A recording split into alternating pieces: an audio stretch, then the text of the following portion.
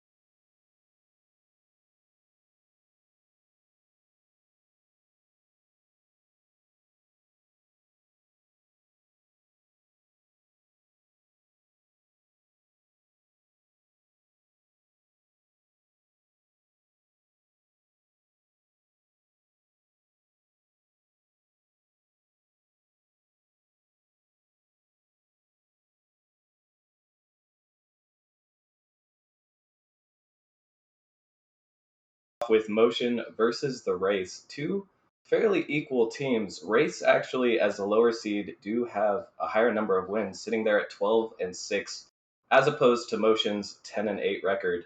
But they just managed to lose out on the divisional end of things in their own respective divisions.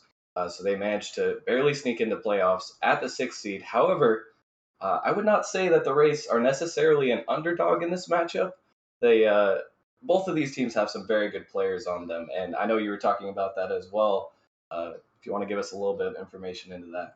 Yeah. But yeah, before the Race, absolutely not sneaking in because they do have the toughest division in Challenger, actually, with merely on Ascension, of course, the number 1 seed, and Raptors shortly behind them. But yeah, I mean, if we look at the Race roster here, definitely some standout players. Excuse me.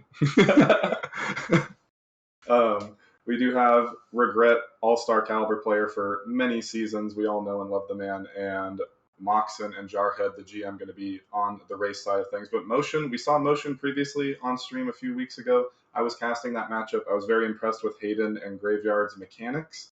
However, the rotation with Smegalodon was a little suspect at times, so we'll have to see if the mechanics prevail over the race, because really the only standout player for race mechanically has been Regret. I'd have to agree. And, well, if you do only have one player, I mean, that's a pretty good player to have on your side, I've got to say. Regret, we've seen him on stream plenty of times. We've seen him pop off. And I would say that Moxon is a bit of a sleeper himself. Playing against him, myself, I've seen him pull off some pretty good mechanics himself. When the race are on point, I feel like they can be a really good team, even going up against a team like Motion. I think it'll probably come down to which of these teams is more consistent on the day. Which, if either of these teams, I don't think any of these players were at Worlds. I know if I was playing today, I would be mad rusty. But I think both of these teams have been grinding. So with that said, before we get into this one, who you got in this matchup? You know, as the former GM for the Graveyard Shift, I would be inclined to vote the Wraiths. Drax, former player of mine as well. But I think potentially the upset pick here, I'm going to go with Motion. I liked what I saw out of them last time. And, I don't really have a record. We'll go 4-2. 4-2. All right. I'd like to see it. A strong start. Hopefully not a sweep, but as we kick things off here, an air dribble over the defender. Hayden will be the first to score, already putting up Motion here in this game one. And again, the mechanics I was referring to from Hayden and Graveyard, not the cleanest air dribble of sorts, but he got enough touches to get it over the final defender there and getting it started off early for Motion. And you can't really ask for a better start if you are Motion. We know these guys are contenders. The top three seem secured in Challenger, but there have been teams stepping up and putting that question to a little bit of fruition, asking, is there really only three teams, or could almost any team in this playoff race win it? It looks like that might be the answer, but as we continue here, race finding a little bit of counterplay. Drax waiting across for this one, tries to pinch it middle, won't quite be able to make a play happen, and that's actually a pass towards the center. Hayden just narrowly missing a beautiful top left corner shot. Already, we're seeing a lot of opportunities for Motion as Gravy trying to keep this one in circulation. Hayden taking to the sky once again, gets a little bit away from him, but he'll still recover, make it back to the ball. Already, I want to say that we're seeing a slightly clear edge in mechanics from Motion. I'm not sure if that's just because Ray's taking a little bit of time to warm up, but right now, I mean, it's Motion with all the pressure.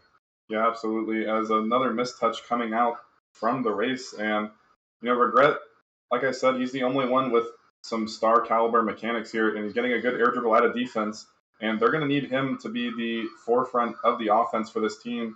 But as far as the first minute and a half is concerned, it has been all of Motion here, but only one goal to show for so far. Oh my God, one coming straight off the crossbar, and that's two opportunities that have just missed their mark, and Wraiths have to be counting their lucky stars at this point, but plenty of time to work with.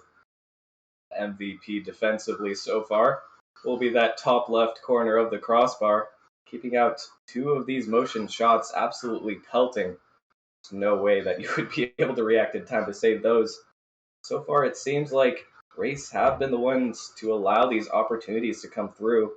They've been giving clear shots as here comes another one. This time Moxon will be setting a net, and the shot's lacking a little bit in power, but from that distance, as a double touch not into play, just narrowly missing it. Moxon going up for this one as well, gets beat to the ball by Hayden, who might have a follow. Almost was able to get another follow-up touch, but the defense now for the race, sitting back a little bit, play extremely defensively, not letting these shots come through, and you have to feel Bagels. If they keep playing this defensively, I mean, it's only a matter of time until Motion gets a good enough shot that is going to break through that defense, even if the players are in net. Yeah, as a good defensive demo comes out, but still the pressure raining on, but the accuracy proving to be an issue for Motion again if they want to find an insurance goal, but still, the race, they don't want to play defense. It's just that the Motion offenders are not letting them. Finally, an opportunity as a mistouch comes out from the final defender from Motion, and you have to feel like he should have come up with this touch. And Regret, I mean, he had almost no boost there, using up the last bit of it. Seemed like the defender there did overestimate how much play he would be able to get out of that shot. I mean, he didn't really have anything that threatening to go off of, but clearly the respect being shown for Regret, understandably, as the defender just pre-jumped a little bit off target. Now we will have ourselves a tie game. Race, even though they have had minimal pressure, managing to find their way back into the series, trying to gain an advantage now. This one was lofted into the middle, but dealt with handily by Motion's defense. Another one going high, and now we're seeing demos come out. Both teams getting more physical, trying to create space in order to push the plays forward. But this was just going to be open. Hayden and Moxon will have to rush back quickly. He thought about going for that far boost, it looked like, but realized at the last second he would have to play a bit of defense. Now a double commit coming out from Motion. Not looking quite as clean as they were in the opening few minutes. Race might have a chance here as Moxon pitches this one center. This one will go high. Regret up for the double touch, but he gets bumped away. Nothing will come of it just yet, but we're seeing a revamped Race really ramping up the pressure here, Bagels. Yeah, and like you said, the bumps really coming out as net somewhat open, but a huge defensive bump coming out from Moxon again to stop out Graveyard right there. And the bumps have definitely helped out the Race on the defensive side of things, and a lot of offensive demos coming out from Regret too, which I didn't really know he had that in his toolbox. Didn't really consider him much of a offensive player, a physical player like that. But it is helping them stave off this Motion offense, which does have 12 shots to the Race too. But as far as we're concerned, it's a 1-1 game, but for no longer as Hayden takes it to the top left, this time finding the mark. And eventually, with that many shots, eventually you're going to break through. Hayden with a beautiful air dribble to the top left corner. And one thing I was going to say before this was that Motion haven't really been creative with their offense, kind of just hitting the ball at a waiting Race in the back of their net. They haven't been able to generate much, but now they might be able to generate something on the other side of the field. 10 seconds left. It's on the Race to try and find something quickly. Only one goal to tie it up, but Motion has only allowed one in so far, and they will be able to keep on the pressure. Gravy going up for the shot, and it will hit the ground. That one, even though it was a close game, it really felt like Motion had control pretty much the entire way through. Absolutely. Motion absolutely dominated that game. And again, it came out with the mechanics again. We saw the air dribble over the last defender for the first goal, air dribble over the last defender for the second goal. And the first one I can kind of understand. It was an awkward position for that last man. But the second one, there was two people off in the corner, and Drax was last back. I don't know what the boost situation was like for him, but somebody has got to jump for that ball, and we saw the pressure. I mean, 15 shots to 4. They got 2 shots there for the Race at the end. But, I mean, when the offensive prowess is there for Motion, we got to be sending up somebody pre-jump. We need pre-jump Jaegers in this lobby to stop out these boys on Motion. And to me personally, I don't know if you'd agree, but it seems like they're a little bit nervous. And I don't know if that's because they got scored on so quickly and realized that Motion was such a force to be reckoned with. I mean, like you said, they scored the exact same goal twice. It felt like the first time, it was 20 seconds into the game. They hadn't really quite figured out how they were going to play around Motion. But in my opinion, it seemed like the second one was just a result of the Race opting for a defensive strategy of sitting in their net, waiting for the ball to come to them. And once Motion figured out how to get that air dribble around them, they didn't really look like they were going to lose the rest of the game, even though they did take a while to score. Either way, heading into game number 2 here, we will have to see how the Motion defense, how the Race defense will be able to counteract the pressure that Motion is generating. Only had a few shots, but a very high scoring percentage, although it was off more of a botched play on Motion side of things than a brilliancy from the Race, I would say, as another shot sent on net. The double commit there, but the pinch will go perfectly in Race favor. Not quite in the net, but they will at least be able to grab some boost, rotate back, and I'm not sure where Drax was going. That one going to slip past the entire Race defense. Motion up once again.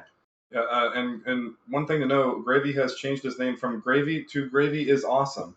We'll have to see if that affects his mentality throughout the rest of the series. But yeah, I mean, Drax, not quite sure if he thought the last man back was himself or one of his teammates, but either way, he could have even just turned and gotten the touch on that ball, let alone pre-flip to try and stop out that opportunity. But again, either way, a mistake coming out to allow Motion to score. And Motion, they may have had 15 shots, but they did have to work for it, and you don't want to be giving up the easy ones. There's Drax finding the clearance on this one. And with how few opportunities the Rays have had to break out of their offense and try to create something for their own, I really feel like that goal, going down one so early yet again, is really crucial. They have to try to find a way to bounce back. And with what it seems like it's just miscommunication. So, not necessarily the easiest problem to fix, but if you can just calm down a little bit and communicate slightly better, you might be able to fix it. As this one, another air dribble attempt from Gravy coming through as the ball lingers around the half of the Race. The common theme we've seen throughout this series, even throughout the first game, is Hayden up for this one. Regret will barely be able to make the save and send it away. But when you're dealing with miscommunication, I mean, how do you try to remedy that, Bagels? How do you calm down and help your team kind of talk to each other and work your way through the problems when you're just kind of sending too many players or not having someone back? I think that might be more of that's hard to do in an in-game adaptation. As a big whiff comes out, but not able to quite be converted on. But it's very hard to do that in the middle of the series, especially let alone in the middle of the game. So if it is an issue for this Race team, they are going to have to find it in between the series as a missed double tap from the motion offense. But they just got to go back to square one and try and just calm down on the comms. Just make it simple. Nothing too complicated, and just let each other know where you are. And not only let each other know where you are, but you have to let them know early and often. If you don't let each other know where you are early enough, it could be too little too late. And that's how a lot of these double commits happen, especially in the playoff setting where the nerves are a factor, but motion are going to keep this train rolling as Gravy with 6 shots is now 1 for 6. And the offense for motion is not stopping as it is 8-2, actually 9-2. And I mean, Motion is just drilling these one after another. Gravy summoning the power of CJ for that one as he slots an open net home, but really it was the immense pressure from Motion that led up to that. They're taking so many shots. The clears from the Race just not good enough. They're not making the most of their opportunities and now find themselves down 2. And with how the series has been going, with how little offense they've been able to generate, you have to feel like they have to get more aggressive if they want any chance coming back in this one. But nevertheless, ball stays at home in Race half off the backboard. Once again, Gravy up for this one, going for the double touch. He might have it, but Moxon able to get a clutch save, prevent his team down from going down even further. With a minute 30 left, it really feels like it's on the Race to step up here, try to make something happen. Gravy with an air dribble, trying to get past, shut down quickly by Regret. Now I like that there. They saw the air dribble coming through. They weren't going to just sit back and let it happen once again. Even if he misses there, makes the defender's job so much easier. But still, the Race fighting back on defense. This ball sent up over the midfield might be able to be something, but another just beautiful back pass. And the synergy from Motion. I mean, the Race are having miscommunications, but Motion looks like they're synergizing exceptionally well right now. Yeah, and the last time I did see them on stream, the rotation and double commits were a factor, but against this Race team, which isn't proving to be much of a nuisance for them, they can feel free to do whatever they want and wherever they want on the field until Race proves to them, shows to them that they are meant to be here. They are meant to be expanding their journey through this playoffs. But if the Race continue to play like this, it very well could be a 1, 2, 3 goal affair for this whole series unless they get some more demos going. It almost worked in game 1, but they got to get more physical.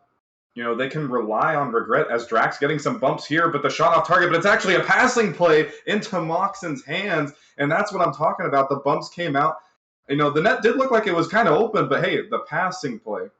And there is the offense that we want to see from the Race. Every member of the team getting involved in that play. Drax with a critical role, bumping the defender into the back of the net. He is not able to get anywhere near that save, and Regret opting for the pass rather than the shot, a wise decision, as Moxon had a much more open target to that bottom right corner. Now we are seeing the Race generating offense, finally getting shots on net. They are able to convert, but a little too late in this game too. However, it could be a good sign for things to come. If they can keep the momentum going, then it is possible that they could find their way back into the series.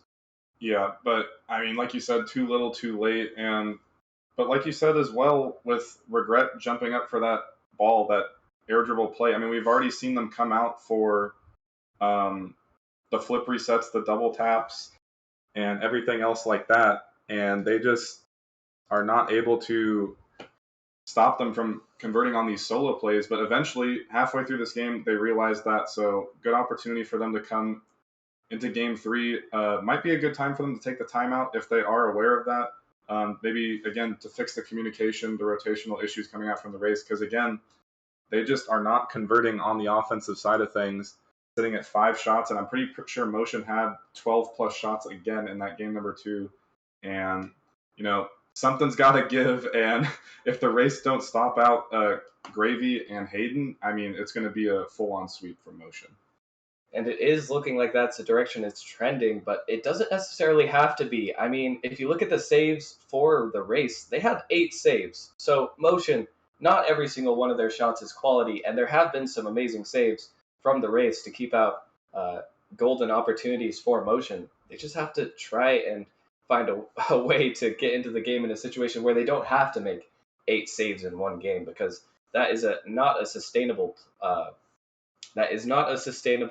play style. And the race we are seeing suffer from that, as even though these have been close games, they've been keeping Motion at bay for so long. There's only so long you can, as this one coming through, and actually the double whiff on the goal line, the pre-jump not working out, but a brilliant setup there from Hayden with the flip reset. Yeah, he goes for the early hit after the flip. And again, that was good. They did send somebody early, but, it was such a slow lofter that and the final defender wasn't back in time off of that opening kickoff. And, ultimately just a standout play again coming out from the mechanics. And it's a clear-cut difference between these two teams on the mechanical prowesses, and Motion is absolutely taking that in hand. So going back to how the race scored that standout goal was the passes. They need to work out a defense together, because these solo transitions are not going to work out. And if they can get a few more bumps off, get Regret on the ball like he is here, going for another pass to Moxon, looking for the left side, but Hayden will send it away. If they can set Regret up with some boost, maybe go for some solo plays as well, because he can pull off the flip resets and the double taps as well. It's just a matter if he's put in those spots.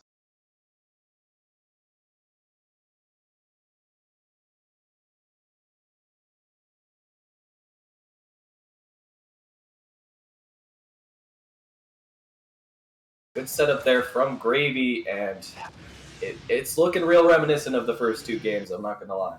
Yeah, and Drax a little slow on the trigger there. He's seen the defender there on the sidewall in front of his own net, and he just didn't go. Again, 3rd time that Drax has been last back, and again, not quite sure on the boost count, but it just looks like he's not confident in his positioning to be stopping out these plays from the Motion offense. And again, they just got to go quicker, even if they're uncomfortable.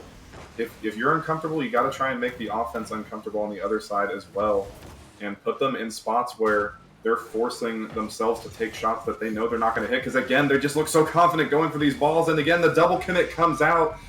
The early and often call was not made, and Motion is going to continue to keep the train rolling. Race succumbing once again to the pressure of Motion. It just seems to be almost insurmountable in their own heads. There must be some form of panic setting in, because this is a shot that we've seen in the past that they clear away easily. But sending 2 defenders once again, there's no one in net for the follow-up. And obviously that is just so important. It can be tough to realize in the moment. But even if the clear was slightly better, might not have led to a goal.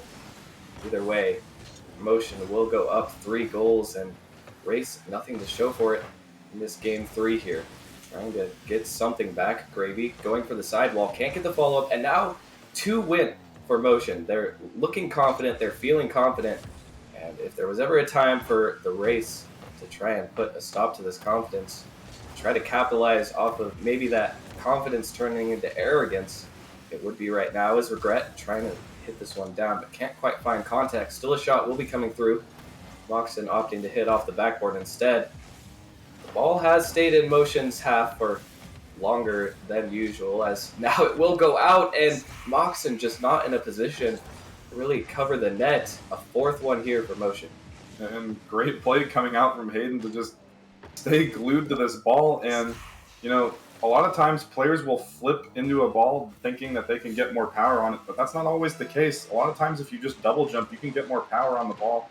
And that's exactly what Hayden did. In fact, he just got a single jump off of that landing, and that actually sped up the play as Megalodon getting a great save off the side to stop any hopes of Race coming back into this net open.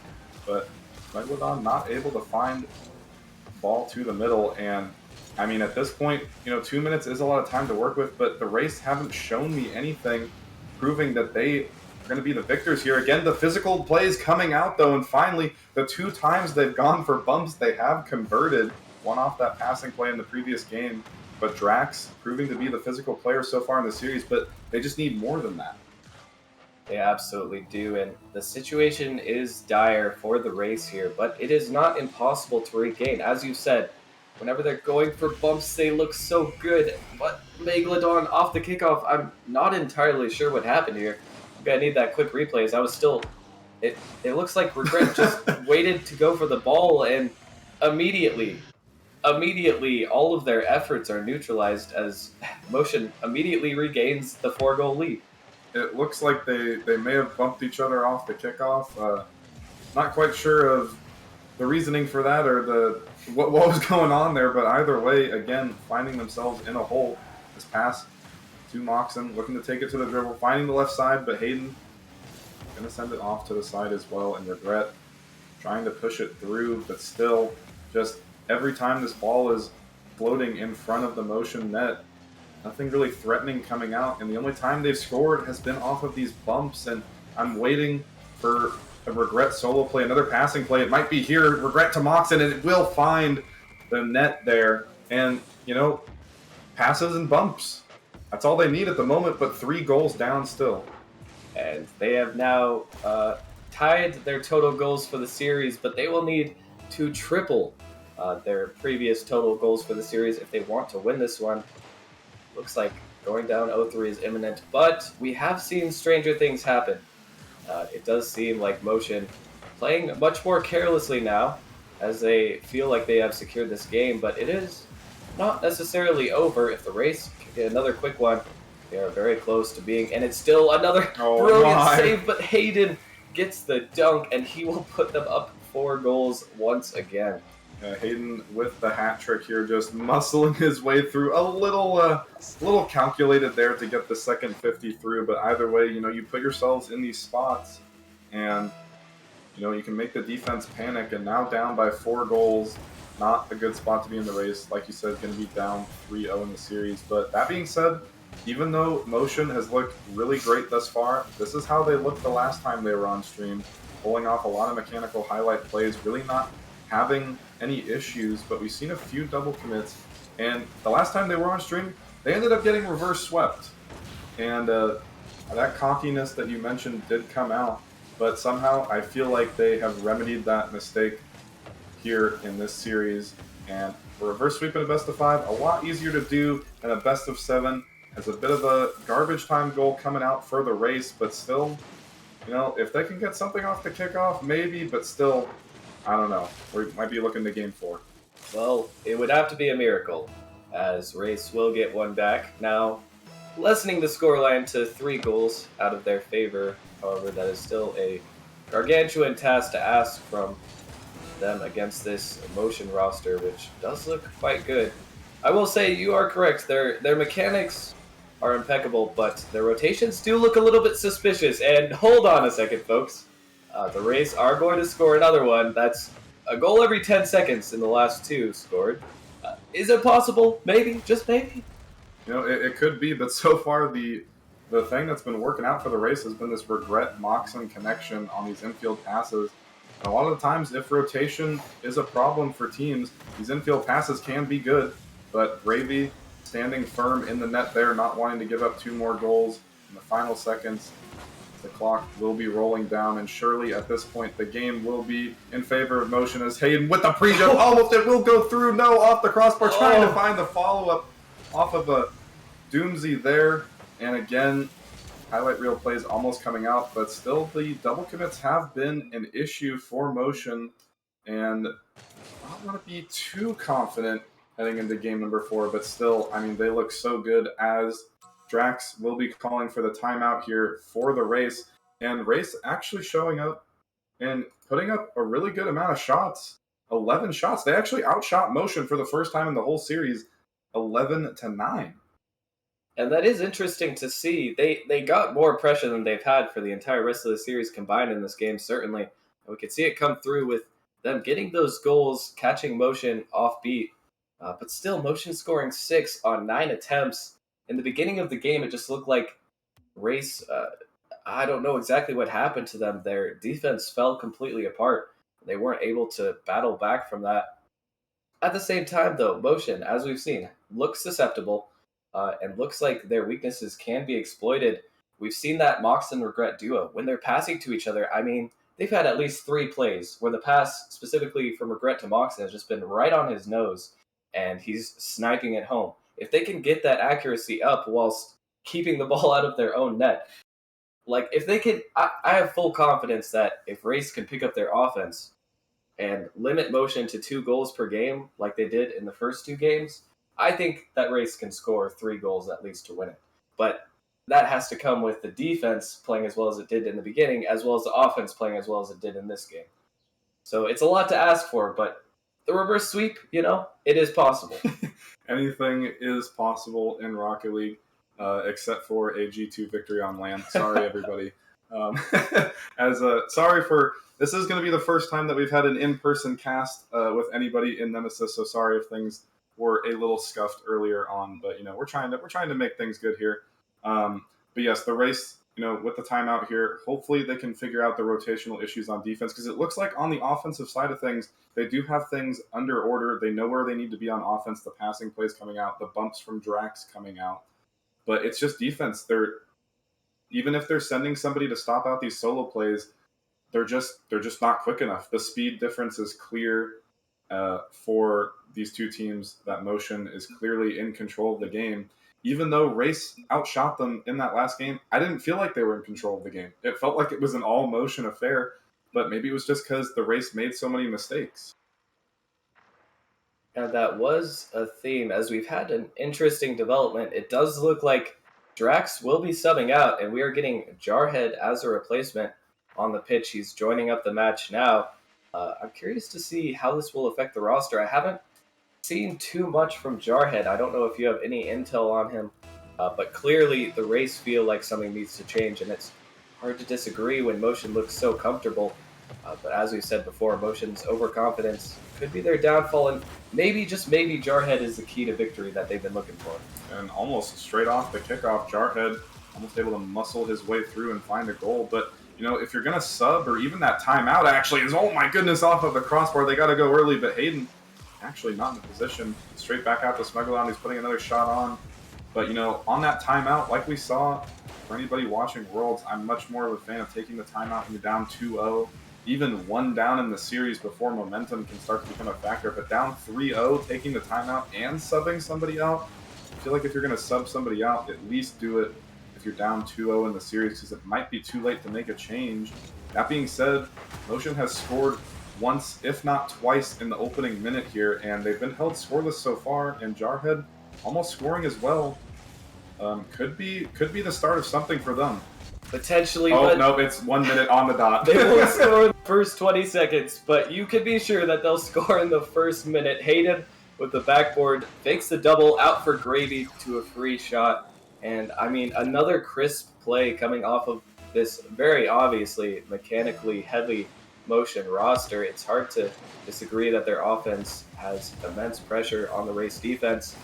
And, well, like you said, they did score within the first 20 seconds for games 1 through 3. So potentially this is a good sign, as the ball will go off the backboard. The follow-up not there, though. Jarhead a little bit slow to try and capitalize. Regret not able to make the defensive touch, and Gravy will get a free shot.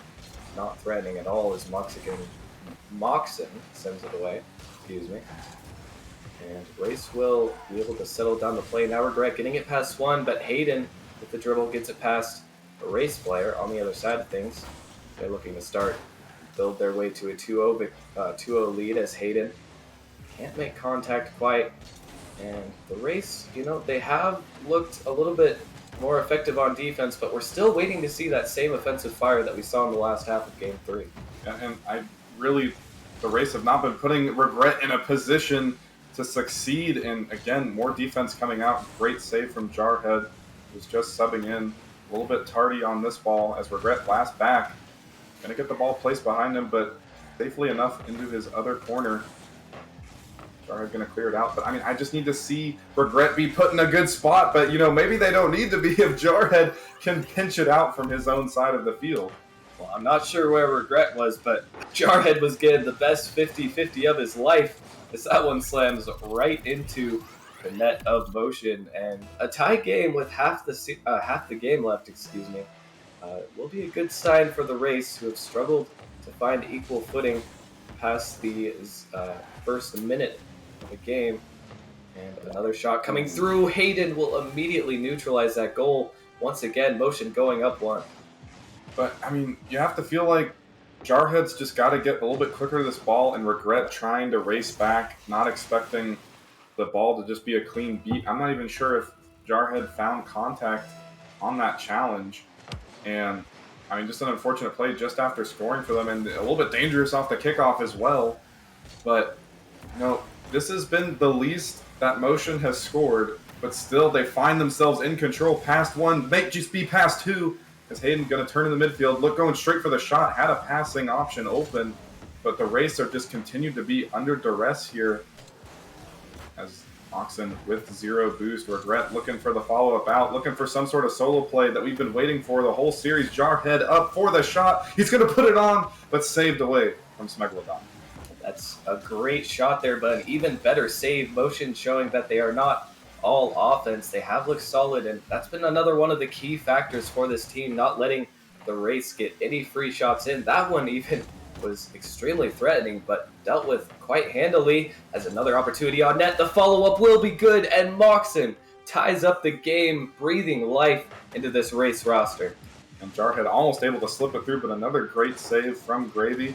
And Moxon a little bit lucky with the post bounce to be able to slip that one through, but either way, tie game from them. And, no real slack on Drax here, but, I really like the way that the Race look here in this game. I have to wonder if just Jarhead wasn't available, or if they wanted to go into this game with Drax playing, and just shortly off the kickoff, a bump play comes out in midair, and Motion did not relinquish the lead for long. And Jarhead just a little bit too early to that play. A nice bump on the defender. I think that was a Motion player bumping, a little bit cluttered in the goalie cam. But Motion retaking this lead. Actually, it might be able to swing back in the other direction. Megalodon barely getting back in time. And the Race have to do it again. They've looked better than ever in this Game 4. They've looked like they can really at least take a game in this series.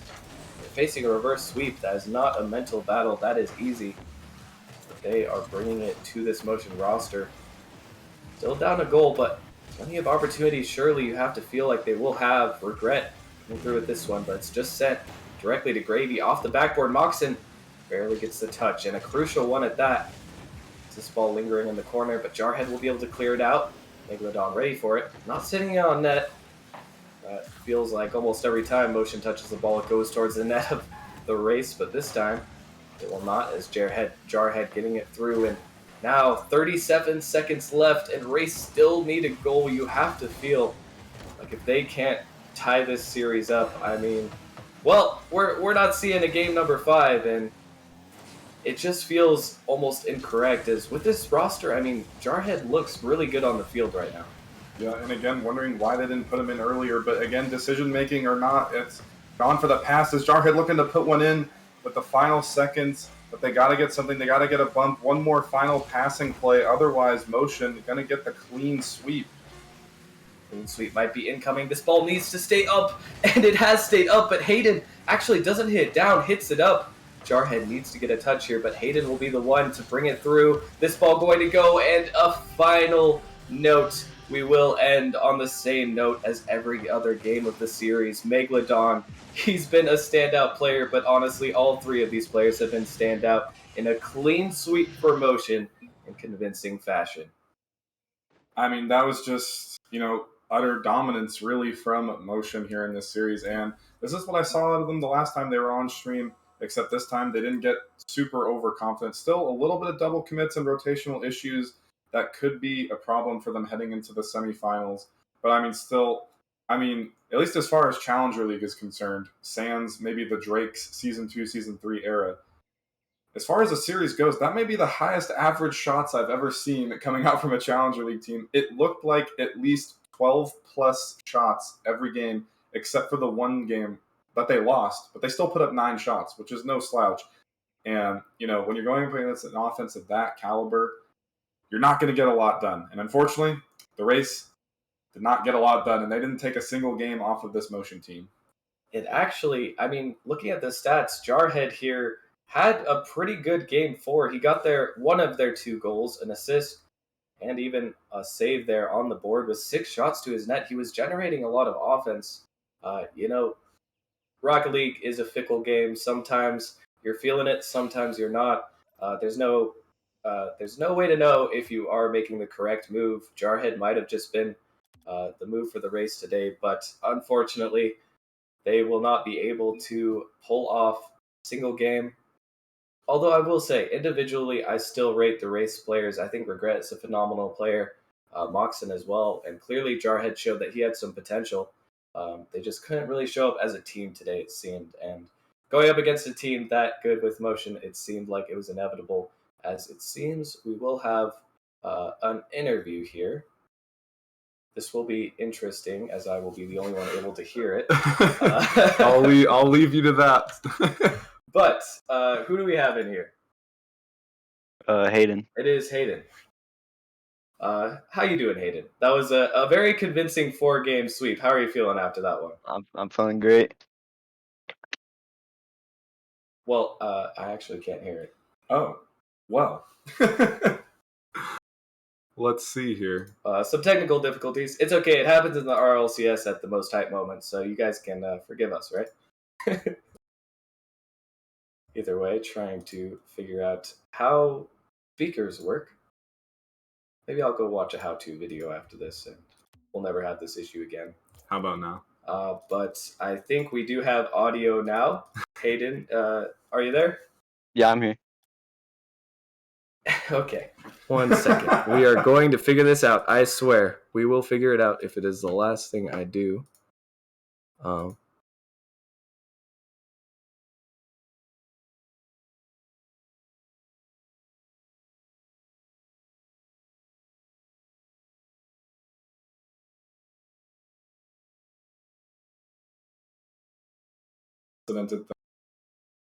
Wait. It was unprecedented. Indeed. What is wrong with... Oh, your headphones died! Oh. Okay. Wait. Oh, man. Okay. Will it pick him up on the mic if we put it through the... You know, I don't know. Okay. We might have to get a pregame interview. I gotta let my headset charge for the next series. We might have to so forgo sorry. the interview for now. Extremely sorry, folks.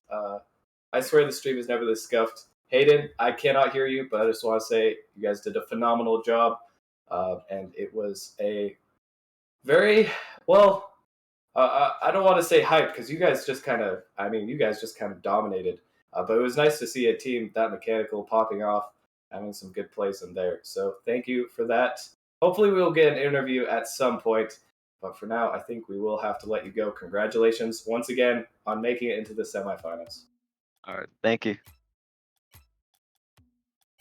All right. And with that said, and absolutely no technical difficulties whatsoever in this place we call the Nemesis Gaming League, the pinnacle of production, we will be taking a short break before we come back for our second challenger matchup of the night, actually, which will be Flame versus Bishops. And this one was a sweep, but knocking on wood, I do think that one should be a fairly good matchup. Flame obviously coming in hot, one of the second best record, or tied for the second, well, actually tied for the best record with my own team in Ascension, and they've been popping off. Bishops, a bit of a sleeper team, but they also have some potential to do wondrous things. With that said, any final thoughts on the matchup, Bagels? I mean, I've seen Motion on stream twice now, and similar to how Venom was in the season that they won, I'm just glued to the screen when I'm watching this Motion team play, and I think they could make a run all the way to the grand finals, and I can't wait to cast their semifinal matchup as well. Yeah, I am absolutely hyped for that, and we will be seeing them in the future.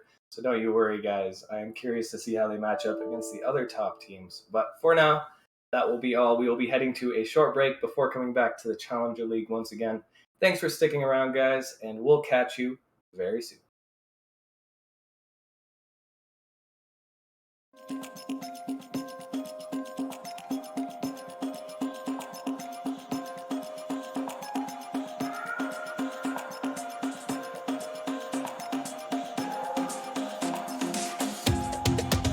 I can feel this tide choke my neck and I just wonder why I'm buried in a suit I'd never buy, a suit I'd never buy. Cufflinks on my wrist, I can't act surprised when the shovels hit dirt in the earth. Did they start to cry?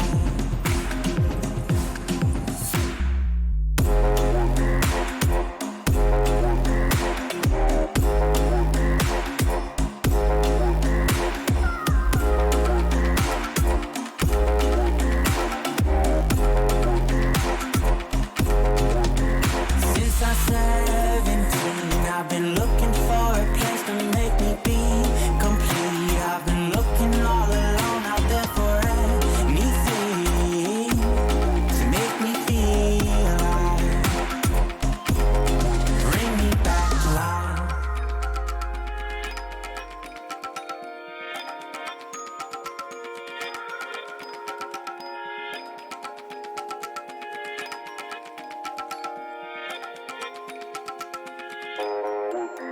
Cufflinks on my wrist, I can't act surprised when the shovels hit dirt in the earth. Did they start to cry?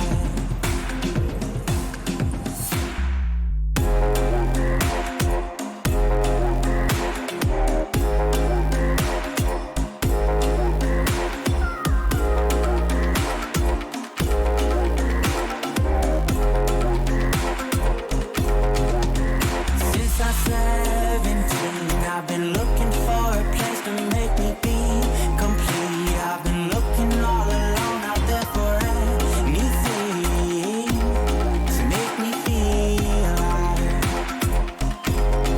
Bring me back to life.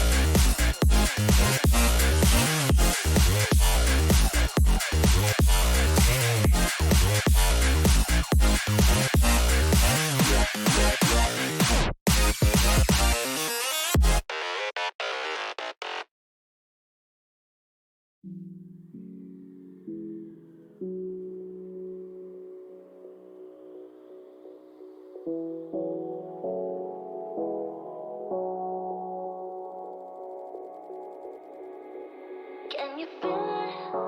The fire in your soul, leaping at the chance for love. Can you feel it? Haunting your senses, letting all your feelings go. But I can feel it rushing through my veins. Your love's the only drug I know.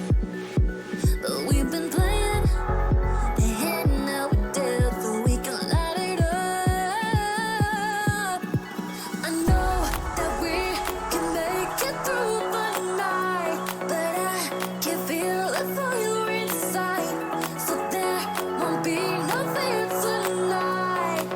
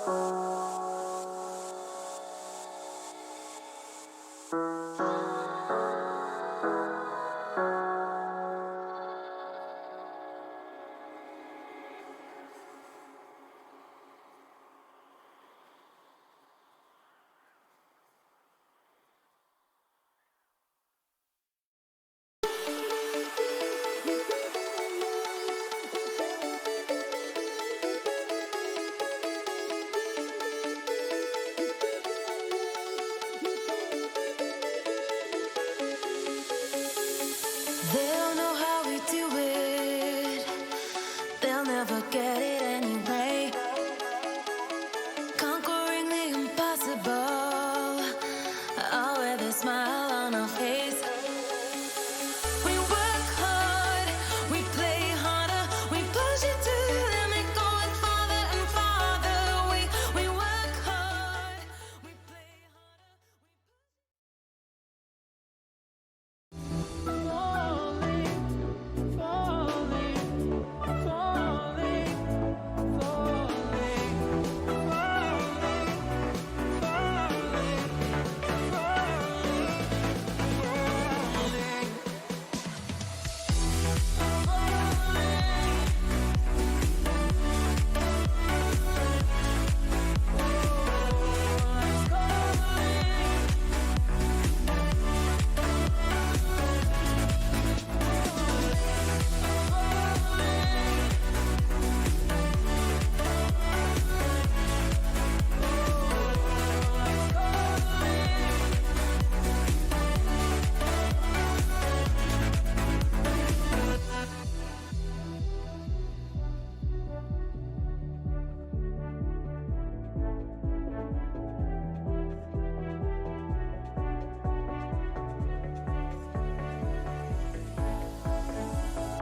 started to fall, and where were you? How could I know you were falling too? Grabbing the wind, cutting my skin, but it's hard because I'm falling. Tell me why I'm falling. Oh, life's calling, but it's hard because I'm falling.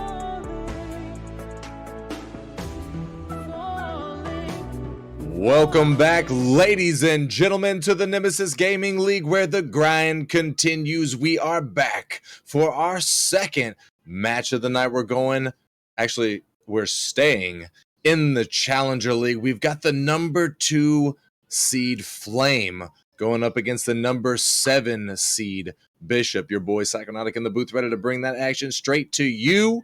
And I'm joined by the legendary Cookin' Bagels, who I got to meet at RLCS, and it was a pleasure. Bagels, how was your flight home, my man? Me and Merely, we were holding on. It was Spirit Airlines, so I think we were lucky we made it through. Yeah. No crazy people. There was a crazy man on the way there. No crazy people on the way back. That being said, we did make it home just in time to do that last series, literally 5 minutes before. So sorry for the way that last one ended up turning out. But I'm sure, the headset's charged a little bit. Things are in order for the most part. So hopefully we can get this one and be a banger as well. Great gameplay in the last one, and I'm not expecting anything different here.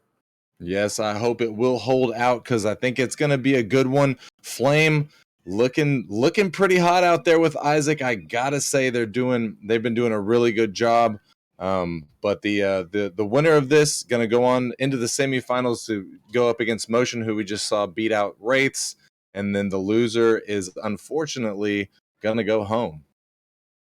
Yeah, I mean, whoever does make it through, I think obviously Flame is going to be the favorite here in this matchup for a lot of people, but, I got to go a little bit with the org bias and Bishops here. I think they have a puncher's chance to try and take out this Flame team. But yeah, I mean, whoever makes it out of here is going to have a tough task in that Motion team, because, I mean, that was some utter dominance right there. Almost really a perfect sweep coming out. They scored twice in 2 games, but it really felt like they were in complete control. But I think it's going to be up to Flame here, and I believe Local is going to be playing, right? He's not. I think we might be waiting on some of the Flame players, actually. Oh, they're all here? They're all here, I guess. I guess Local is not going to be playing. Interesting, because I thought he was going to be. But, I mean, yeah, it's going to be up to Flame, because we know I've seen Fort and Climax on the side of Bishops before, and I know that they can put up some dangerous plays and some numbers. But yeah, Flame, they are the favorites, so it's going to be up to them to set the pace here. Yeah, they seem to be the crowd favorites, but who is the Bagels favorite? I got to ask, as we're a little bit behind time. We got everybody in, so let's get the caster prediction from you, Bagels. Who's taking this one? Who's moving on? I mentioned it a little bit earlier. I got to go with a little bit of the bias here. It may not be the logical choice, but I'm going to go Bishops here. I think it will be in 6. But that being said, Flame could absolutely just come out and raffle stomp them as well. Bishops and 6. We'll have to see if the Bishop boys are able to put up those numbers for you, Bagels, or if Flame is going to come through and secure their spot against Motion in the semifinals. It's Cool Kyle going to dunk out. Bishop's trying to clear that ball. Bishops are going to clear it. Kratos making the touch, but can't get it past Cool Kyle. Climax is sent it over in the mid. Isaac trying to block Fort, but he gets it past him. Cool Kyle gonna take it away from him. Kratos putting it on the backboard. This could be something for Bishops. Isaac's just gonna send that one out to the mid. Fort off the side. Kratos can't find it. Climax looking to control it, but Cool Kyle takes it away from him. Got an empty net to shoot out there, and Flame gonna take the early lead. And Climax, he's trying to control it here on the side, give his team some time to come back, but gets a bit of a heavy first touch and really just lost the control of the ball, and that allowed him to just really take a dog for a walk in the park there to score first. Yeah, you know, that feels good for Flame to have such an easy shot there. Isaac getting the flip reset, trying to set up Sendo. Sendo not able to get the touch he's looking for. Cool Kyle coming out of the corner. Kratos gonna 50 with him. Sendo misses as Fort puts it on, and Cool Kyle can't get back in time, and now we got a tied ball game. Yeah, and that's exactly the response you want to see out of a mistake coming out from the Bishops, and Sendo not able to get there in time. Kyle and Isaac trying to combine for what little hope they had of a team pinch to send it out, but Bishops tying it back up at 1 here and staying away from any momentum that the Flame team just built. Yeah, that seems to be pretty back and forth so far. Eye for an eye, if I do say so myself, though I gotta say Cool Kyle, at least as far as the scoreboard goes, seems to be carrying Flame at the moment. I know that all these Flame guys, or actually I should say I know Isaac is capable of having a high pop-off potential. I'm not too familiar with Sendo, though, I gotta admit, Bagels. Yeah, I mean, Isaac, we've seen him in the past, even from novice to prospect all the way up until challenger now. He is absolutely the threat for this Flame roster. You can pull out the flip resets and the double taps. We'll have to see if we get any highlight reel plays from here in this series. And he will be the spearhead of this offense. And, you know, Sendo, I believe they may have just picked him up shortly before this series. He's only sitting at 6 points right now, so not really getting involved in this play, but I have heard that they do feel confident with him as Fort looking to just barrel his way through, and he will. Sendo did get the initial save, but wasn't enough for the muscles on Fort. Yeah, Fort hit the gym this morning. He said, I'm not having none of that weak sauce right there that Sendo's got. He puts it through. Now Bishop's in the lead again. With 2 minutes and 45 seconds left on the clock, we got about half of this game number 1 in this best-of-7 series. Loser going home into the season for them. Cool Kyle up, looking to follow. Climax going to bump it away. Fort can't get it through Sendo. Kratos in the midfield, looking to follow it up. Isaac going to 50 with him. Mr. Climax gets bumped off of his attempt. Fort is there, puts it off of the backboard, and gets the demo on Sendo, but Isaac was able to keep control defensively. Gets the flick in the mid, trying to get it past Kratos. Gets 50'd. Sendo sticking with it. A little over 2 minutes here left on the clock, Bagels. I don't know. I don't really know how to make anything of this. Cool Kyle seems to be the only one doing anything on Flame at the moment. And Bishops, there you go. Bishop's just kind of taking advantage of the fact that Isaac's not doing too much.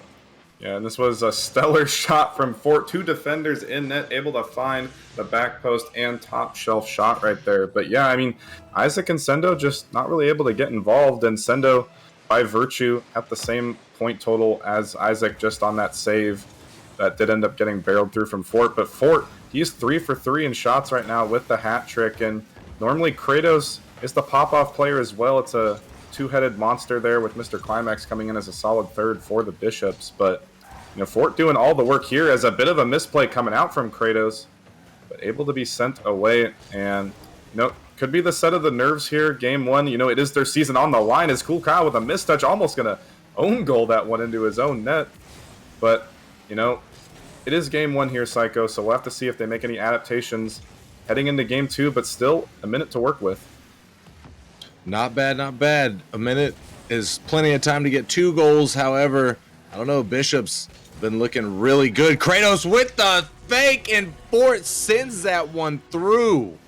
Yeah, I mean, maybe it might be the Chess Hall org energy, but Grandmaster's hail with the fake plays, and he's passing it on down to the Bishops is bubbly. Great fake coming out, and now Fort increasing from 3 for 3 to 4 for 4, staying at the 100% shooting right there, and Bishops in control of this game number 1. A little unexpected coming out for me. I do have the faith from them. I did predict them, but great game 1 so far from them. Yeah, and as you pointed out, Fort with 100% accuracy. You love to see it. Mans is popping off, playing out of his mind, and his score for his team is definitely reflecting it as the Bishops are dominating Flame in game number 1 here. 30 seconds left on the clock.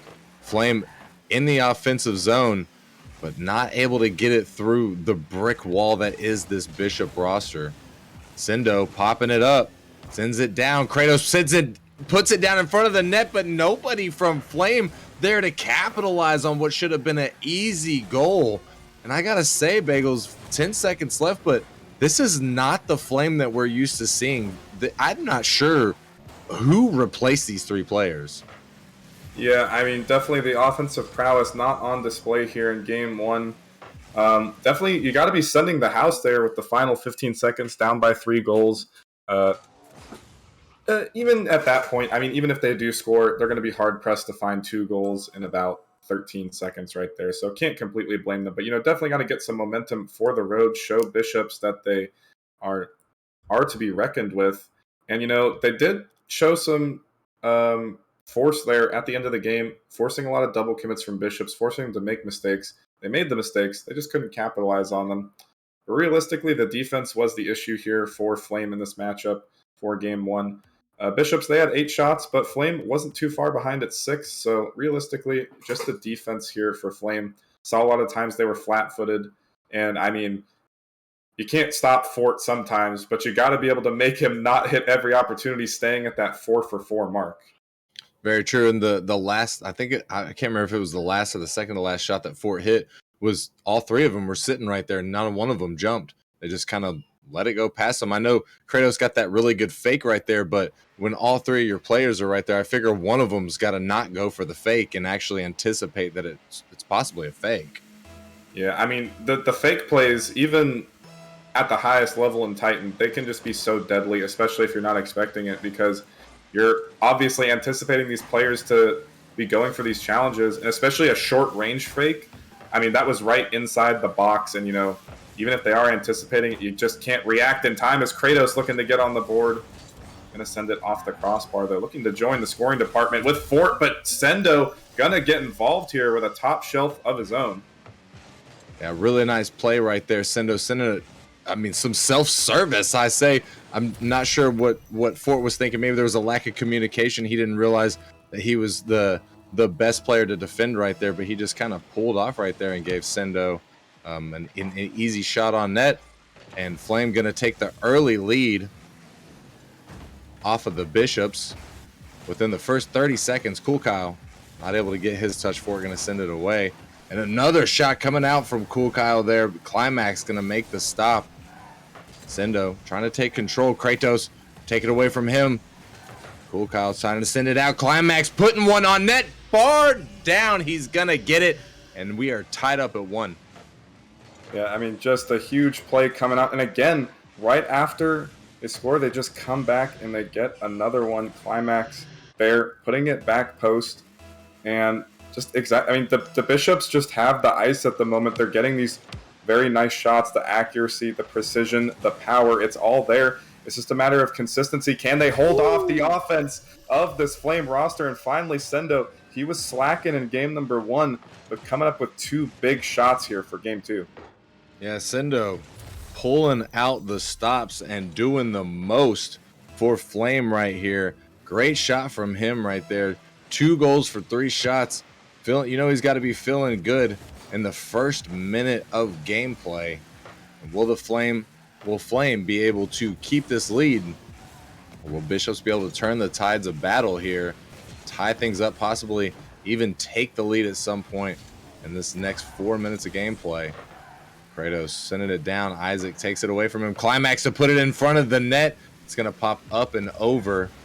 Cool Kyle gets the touch, trying to send it out, but Fort is trying to keep the pressure alive for Bishops. Cool Kyle to send it to the side. Kratos is there with it, out to Climax, out of the corner. Climax is there again, over Sendo, out to the mid. But Cool Kyle's there to break up the play. And Fort not able to get anything else going as Flame sends that one out. Bagels, that was a pretty good push there from the Bishops, but they're going to need a little bit more or maybe a little bit less as Mr. Climax ties us up. Yeah, and I was just about to say, it looks like they've made the adaptation from game 1 to game 2. The defense looking good, but I mean, I don't know if it even just looked like, the Bishops, they scored the 1-player fake, but they just went for the 2-player fake now, and nobody hit the ball, and it just went through. But even if somebody did end up making contact with that play, trying to put a more accelerated shot on, I mean, looked like Isaac and his teammate were just out of position again. So once again, the Flame defense looking a bit suspect at times, even though the offense is starting to ramp up. Is a 2-2 ball game, all tied up though, 3 minutes, and plenty of time for Isaac and the boys to get heated up here. Yes, certainly plenty of time, but will they be able to do it, or will the Bishops take the lead in the second half of game number 2? Sendo, he's got time to play with it. He's going to bounce it up, looking for some more self-service off the crossbar. Cool Kyle bumping one of the Bishop players out and almost resulting in something bad for him, but Isaac was able to get to the ball and get some control on it. Fort sends it out to the mid. Sendo's there with the touch, can't find the double. Kratos with the clear. Kratos going to follow it out of the corner, puts it in front of the net. Sendo's there. Kratos again out to the mid. Climax with the shot. Isaac just going to make the stop and get a little help from Sendo to clear that ball out. Isaac gets not able to follow the ball there in Kratos' corner. Fort sends it down. Sendo to make the stop. Climax to send it back. Isaac there is going to beat out Kratos. Fort off the backboard looking for the double touch. Can't find it. Sendo to send it to the side as we are now under 2 minutes, Bagels. We got a tied ball game here, and it's hard for me to tell at this point who's got the upper hand. Sendo with 6 shots on net. Yeah, I mean, just a huge step up from his game 1 performance, not getting involved at all, to leading the offense here, as Isaac is looking to be slumping so far in these first 2 games, and Sendo has just been the man for Flame. Not quite enough for them to take a convincing lead, as every time they've scored, the Bishops have come right back to tie it up. And the defense looking a bit shaky. Bishops have pretty much had control of the offensive side of things. The offensive presence just more powerful in the Bishops' favor, as Flame have mainly got it off of counterattacks. Great counterattacks at that, but they have to have some sustained pressure, maybe some more bump plays coming out. Otherwise, it's going to have to be decided in overtime.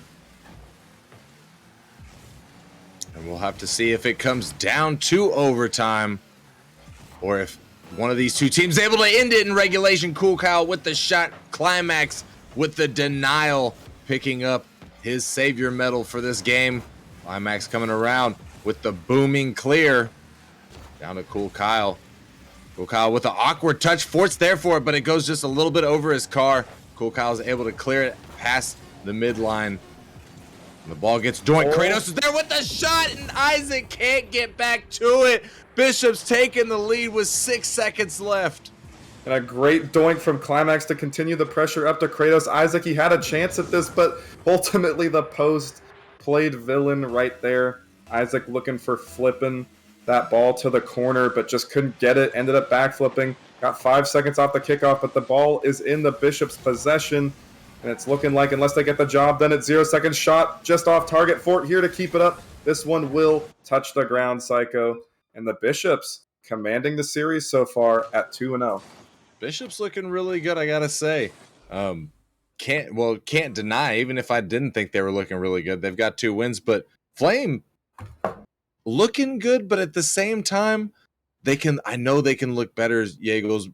I know they can look better bagels. Excuse me.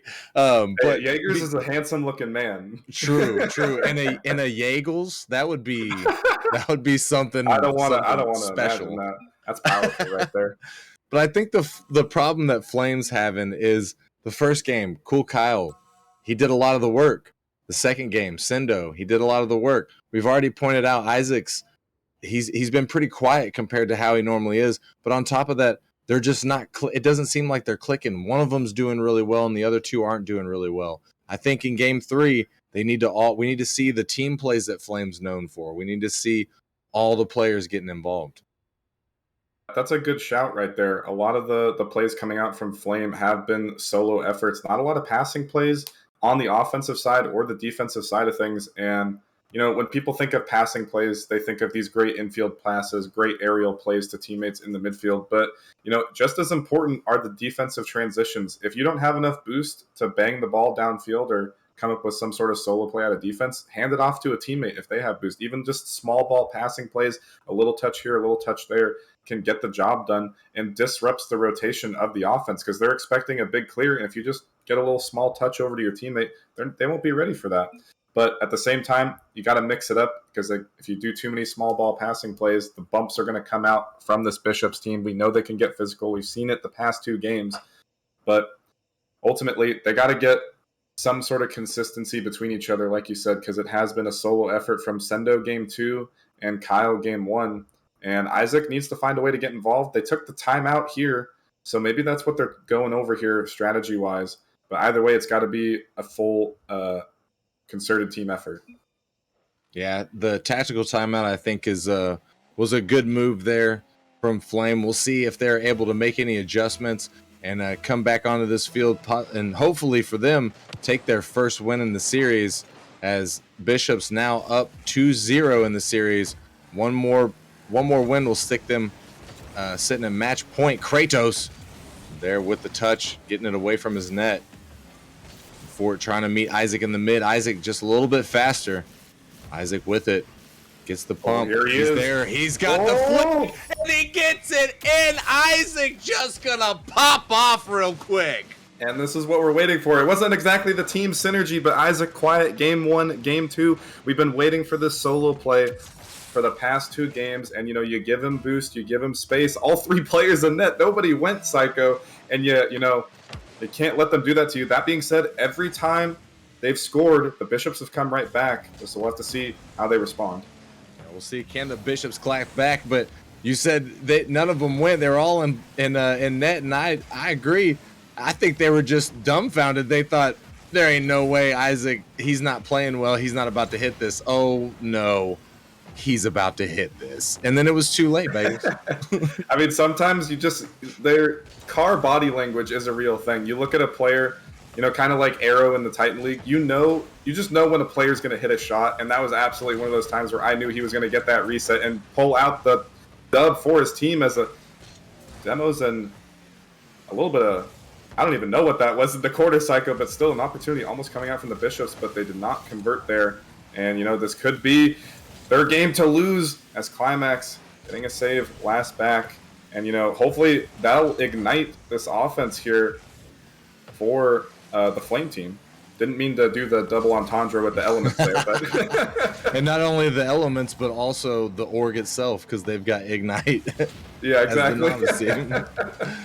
Yeah, we'll have to see if they can control the rest of the match. That all they got to do is, all Flame's got to do is just play smart Rocket League at this point. Just hold the lead and play smart Rocket League. Play good defense. Don't let Bishops get looks on net like that. Kratos is gonna just put that in. Did I curse him, Bagels? I feel like I cursed him. It might have. I mean, either way, every time they've scored, the Bishops have come back within a minute. But I mean, that's just a huge 50 off the ceiling. That's a tough read for any player, even in the 2K lobbies, especially if boost was a problem like it was right there for the final defender. It's just such an awkward read. A Climax with a tough read of his own, pass to the middle. Finally, the Flame synergy starting to come out, but Isaac having to try and loft that one out to the corner.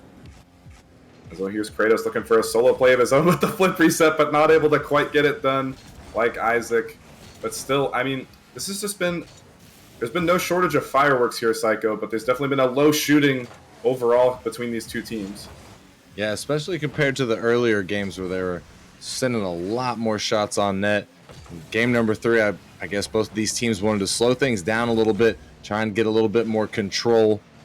And at the 2-minute and 30 mark here in game number 3, we are tied up at 1-1, Bishops versus Flames in the quarterfinals of Season 7 Nemesis Challenger League. Isaac out of the corner. Cool Kyle gets the save. Nobody able to follow that ball, and Bishop's going to maintain offensive pressure. Cool Kyle does get the the clear. Had a little brain fart right there. Couldn't think of that word, Bagels. How are you going to forget a word like clear, Bagels? I don't know. It happens all the time. I mean, sometimes, you just, I don't know. It's not even the nerves. It's just you're trying to think 3 steps ahead, but you got to take that first step, and sometimes that first step doesn't come out, but the demo play does come out for Kyle, and this is what I've been asking for. They need to get physical on a physical team like the Bishops. Even the bump coming out onto Kratos right there, who tries to get back to it. And even it was just a 3-headed play from Flame. They were all just sitting there like sharks waiting. Yeah, Flame starting to look a lot more like what we're used to seeing. They've been playing so well at the latter half of this season. I think they've just been playing well this entire season. Number 2 seed. Obviously, they didn't drop too many games. And good to see him show up here. Game number 3. It took him a couple games to get warm, but they are finally fired up with 1 minute and 20 seconds left on the clock in game number 3. Flame looking to get their first win. They lead 2-1. Fort in the backfield. Pops it up to Kratos. Back down to the mid. Sindo gonna beat anybody else to it. Climax pops it up. Cool Kyle there, but can't get the double off the wall. Isaac there to help him out. Isaac keeps the push alive. Climax to take it away from him. 1 minute remaining. And Kratos trying to get control. Cool Kyle dunks it off him off the backboard. Isaac's there. Can't get it through Fort. Fort with the save. Sindo out of the corner. Pops it up, but Climax there to clear the ball. Fort with the 50. Kratos with the 50 out to the mid. Climax sending it into the corner. We wind down to the final 30 seconds here. The demo starting to come out as Bishops trailing by 1. Trying to tie things up here. Isaac sends it into the corner. Isaac again off of the backboard. Climax is there. Sindo not fast enough. Final 15 seconds. Sindo sending it away. Looks like Flame just playing a little bit of keep away at this point. Trying to keep the Bishops not only from scoring, but they're going to go ahead and score, sticking the dagger in that one. 3-1 with 5 seconds left. And again, this was a must-win game for this Flame roster. You don't want to go down 3-0 in the series, and they showed up here when it mattered most. And again, they were looking for each other more often. Perhaps that was what they ended up talking about in that timeout. They were definitely trying to find each other more. On the offensive side of things, the defense still a little bit shaky as the Bishops have put up some numbers here, some threatening shots, even that one there in the final seconds. Did not go in for them, though. But looking like a more composed team here, now only down by 1 instead of down by 3. But still, I mean, just before that pass there, Psycho, Sendo, he was only sitting at 70 points, so even though it was a much more concerted effort, still all 3 players are not getting involved. It seems like a 2v3 at times for this Flame roster. But that being said, you give Isaac a solo play opportunity like that to start the momentum. I mean, he's going to hit those almost every time. So if they can even just get some more assists, 2 of the goals here were assisted for the Flame roster. But, I mean, if they can get some 3-piece passing plays going, even some more bump plays, maybe Sendo did get a bump on that other play, so other stats not showing up on the scoreboard there. But if they can continue to be a full presence as a team, this is going to be a little scary for Bishops here. Yeah, Bishops definitely need to be careful. They need to watch out because Flame, known for making hot runs, and they're not going to make any exceptions here against this Bishops roster. Kratos having to make a save from a lofty send from Isaac. Cool Kyle Looking to take control, gets bumped off of the ball. Climax to send it down. Isaac missing his touch. Climax missing the ball, but getting the demo on Sendo. Kratos out of the corner, gets it in front of the net. Isaac beating Fort to the ball, clears it away. Climax up to Fort out of the corner. Climax again, can't get the touch. The double commit from the Bishops. This could be a counterattack from Flame. Sendo sending it off the back wall.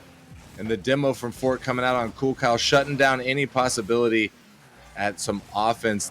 I gotta say that was a good defensive move there from the Bishops Bagels. Yeah, I mean, they've gotten a lot of offensive demos, but definitely the defensive bumps and demos coming out and being a factor as well, trying to disrupt this Flame offense, which is starting to get rolling here. And Bishop's starting to be put more and more under duress. Boost becoming a factor, having to force these touches out to the midfield. A little bit of a mistake from Sendo there. Not going to allow the Flame roster to keep up this pressure quite yet. And again, another mistouch. Although they're slowly getting it back to each other, Psycho. And this is what I was saying. They got to get these small plays back to each other if they don't have the boost or the positioning. Just try and pass it off to another teammate. And that is what they're trying to do if a mistake comes out. But still, the Bishops have been somewhat privy to that. They're starting to hunt down these Flame players in their side, getting more and more demos. Climax with another, trying to steal the boost. It's only a matter of time before the Bishops start to come back. Yeah, these demos do seem to be getting more and more frequent from the Bishops, and a dropped opportunity there from the Bishops, almost able to make the conversion from the demo play. It wasn't really in front of the net, but having that player demoed can open up a lane sometimes. However, they weren't able to convert. Climax with the block. Isaac sending a long ball down from midfield, trying to force out the save. And Isaac, just a little bit awkward, finds the second touch and gets the block on Climax is clear. Kratos up, he's looking for the double. He gets the double. It's down in front. Oh no, he makes the unnecessary. Oh no, another one. He does 2 unnecessary touches. Oh my goodness, that was almost the most disastrous play possibly of the Challenger playoffs, Bagels. That was unfortunate. Luckily, they did not get scored on.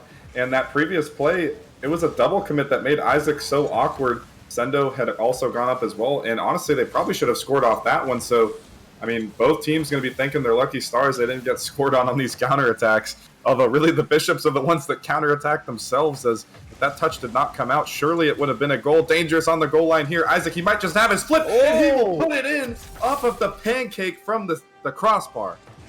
Holy moly, I can't even understand these mechanics. He gets his flip there, and then he flips down? What?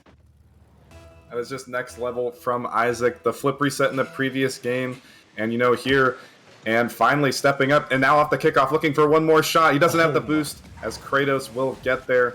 And I mean, oh my goodness, Psycho. These are the plays we're seeing out of Challenger. I'm ready for Rival and Titan playoffs.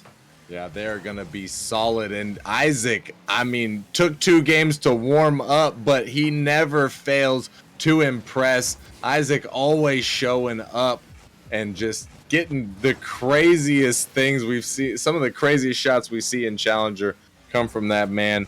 And Sendo finding the pass from Cool Kyle, and oh my goodness, he couldn't convert it. He does convert it. Flame just playing with the Bishops right now.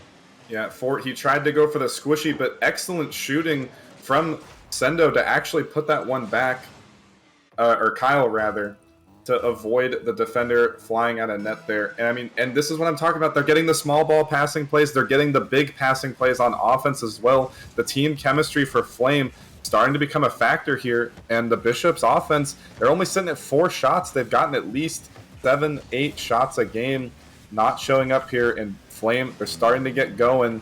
It's starting to get scary here, as a shot coming out there, but saved away from Isaac. And this is what I'm talking about, Psycho. Sendo, 2 assists, Kyle with the goal, Isaac with the solo play, and showing up on defense with 3 saves as well. This are the stats we are looking for from this 3-headed monster on Flame, which they can be at times. Yes, they certainly can. They have shown the Challenger League that they are not to be trifled with. Kratos with a shot. Oh, Oh, my Sindo with goodness. a huge save. I don't think that, I mean, there was a lot of skill in there, but holy, he had a lot of luck too. That post gods shine their light on him. That was he was putting himself in as a panini press trying to put that one out back to the midfield, and luckily for him, he got the job done. Another misplay from the Bishops, a back pass that didn't find a teammate connection again. And Bishops, they're trying to do too much with what the Flame roster has given to them. Finally, in the final seconds, Kratos finding a goal, and they put up quite a few shots in a short period of time right there. So the burst offense coming out, Isaac with the misplay, but they have 3 seconds on the kickoff, Psycho. Not what you want to be looking for. Not what you want to be looking for. They need it right here, right now, ladies and gentlemen. They need it off the kickoff to tie things up in game number 4, but it doesn't look like they're going to be able to get it. Flame going to be your victors in game number 4. We got a tied series at 2-2, moving into game number 5. I got to say, Bagels, this is peak content. This is exactly where you want these two teams to be. No doubt. I mean, this is exactly what you wanted to see from Flame, going down 2-0 in the series after looking a little bit lackluster and showing our audience what they can do, showing the league what they can do, that they deserve this 2 seed, that they deserve to go up against Motion in the semis. And Bishops, they're starting to feel a little flat-footed, not having the sting on these shots. These bump plays aren't working as much because Flame are starting to adapt. And not only are they adapting to the offense from Bishops, they're creating their own offense as well. Isaac with the solo play, Sendo with these passes, Kyle being the third man that they need at the moment. And I'm starting to get scared here for Bishops. They have the timeout. They haven't chosen to use it yet, so they must still feel good about themselves. But, I mean, they got to go back to square one. They got to go back to what worked for them game 1, game 2. Maybe some passing plays of their own. And we've seen it, Psycho. They've double committed. They've hit balls behind each other. A little bit sloppy on defense, and the nerves are starting to be a factor for them.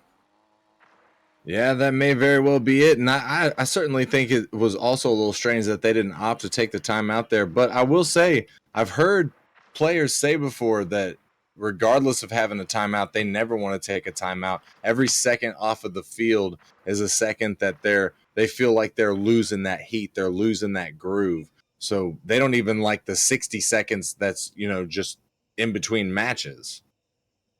Yeah, I mean, the momentum absolutely can be a factor. You definitely want to get back on the field, especially if you're the team that didn't take the timeout. You want to be right back on there, especially if you've won 2 games in a row. But Bishops deciding not to, as we do have a player disconnect on the side of Flame. So an unintentional timeout, perhaps.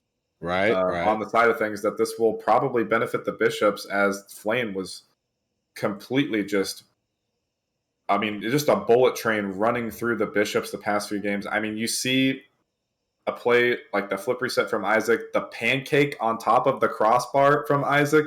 Those are just very deflating plays. You're like, oh my God, he just did that to us. How are we going to recover? And normally when the Bishops have been scored on, they come right back. But the past 2 games, they have not found those counterattacks. They have not found the ice to come back after this Flame roster has scored on them. And it's starting to affect their mental fortitude as we head into game number 5 here. I predicted game 6 for the Bishops here, Psycho, but I don't know. Flame, the way they're going, they might just take 4 straight games in a row. They may very well. I was going to bring that up. I was going to say, whatever in the beginning, Bishops were they were wiping the floor with Flame, and whatever Flame changed in between game 2 and game 3, Bishops need to make a similar change in between game 4 and game 5, because they can't let this Flame roster have another game. If I'm predicting that if Flame wins game 5, they're easily taking game 6. It's not even going to be a competition at that point. I think the Bishops' mental is going to be destroyed. But I think this is the time. This is the game that the Bishops need to make that comeback. And they might if Flame doesn't field their players in 7 minutes. That is true. That is, the most important part about Rocket League is that you got to make sure you're on the field to play some Rocket League. As far as I know, it looks like they have between 5 and 6 minutes, as it did not. Looks like, who are they missing? Looks like Kyle has disconnected. So Kyle has about 5 to 6 minutes to get back up on in here. Otherwise, at worst case scenario, a forfeit will be called. Best case scenario, they will play the match off stream, and we will move on to the next one. But for everybody here, for you and me, Psycho, we want to see how this plays out.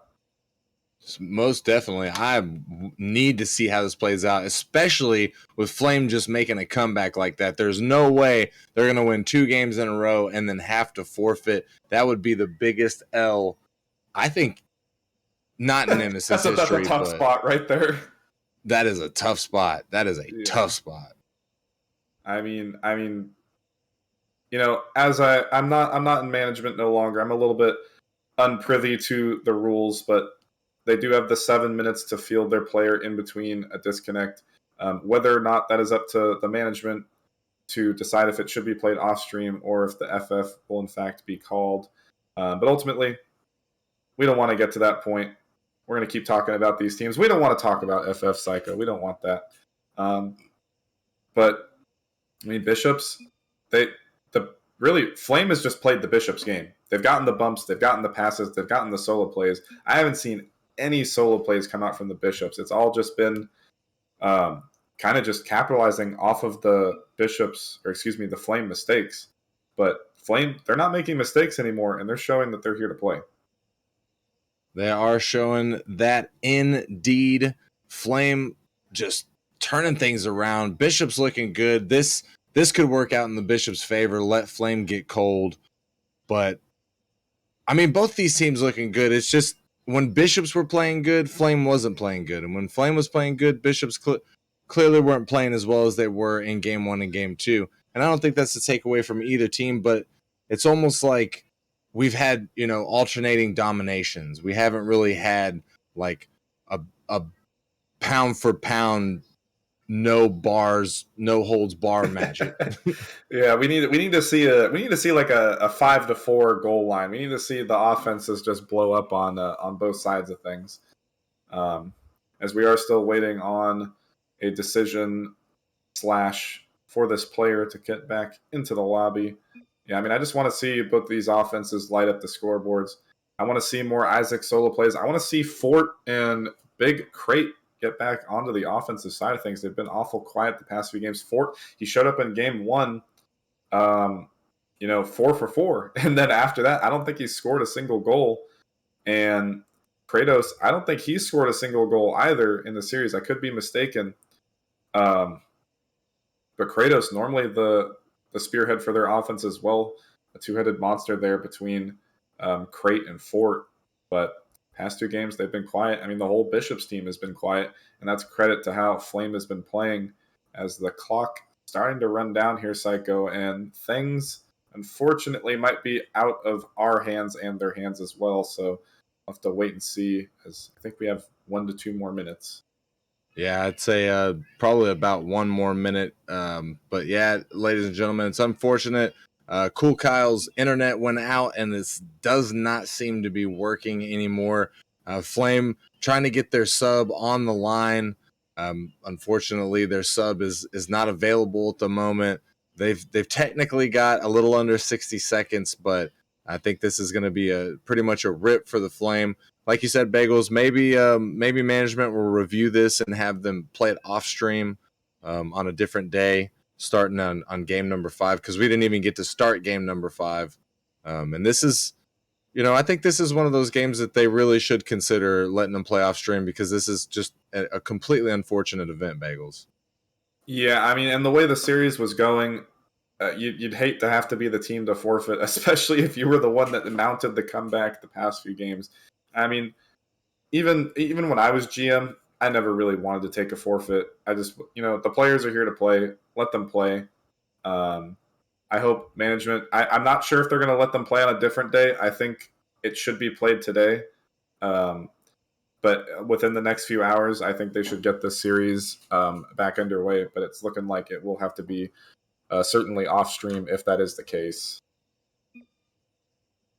Yeah, it would definitely have to be off stream, as we've got, ladies and gentlemen, we've got 2 more matches for you lined up for tonight. Hopefully, neither of them have any any problems, any technical difficulties such as this. But this is something that we at the Nemesis League deal with from time to time. Everybody's in different states and different areas, and everybody's got internets of their own. Some people are on Wi-Fi, some people are hardline, some people have storms going on. So this is the type of stuff that you got to deal with, unfortunately.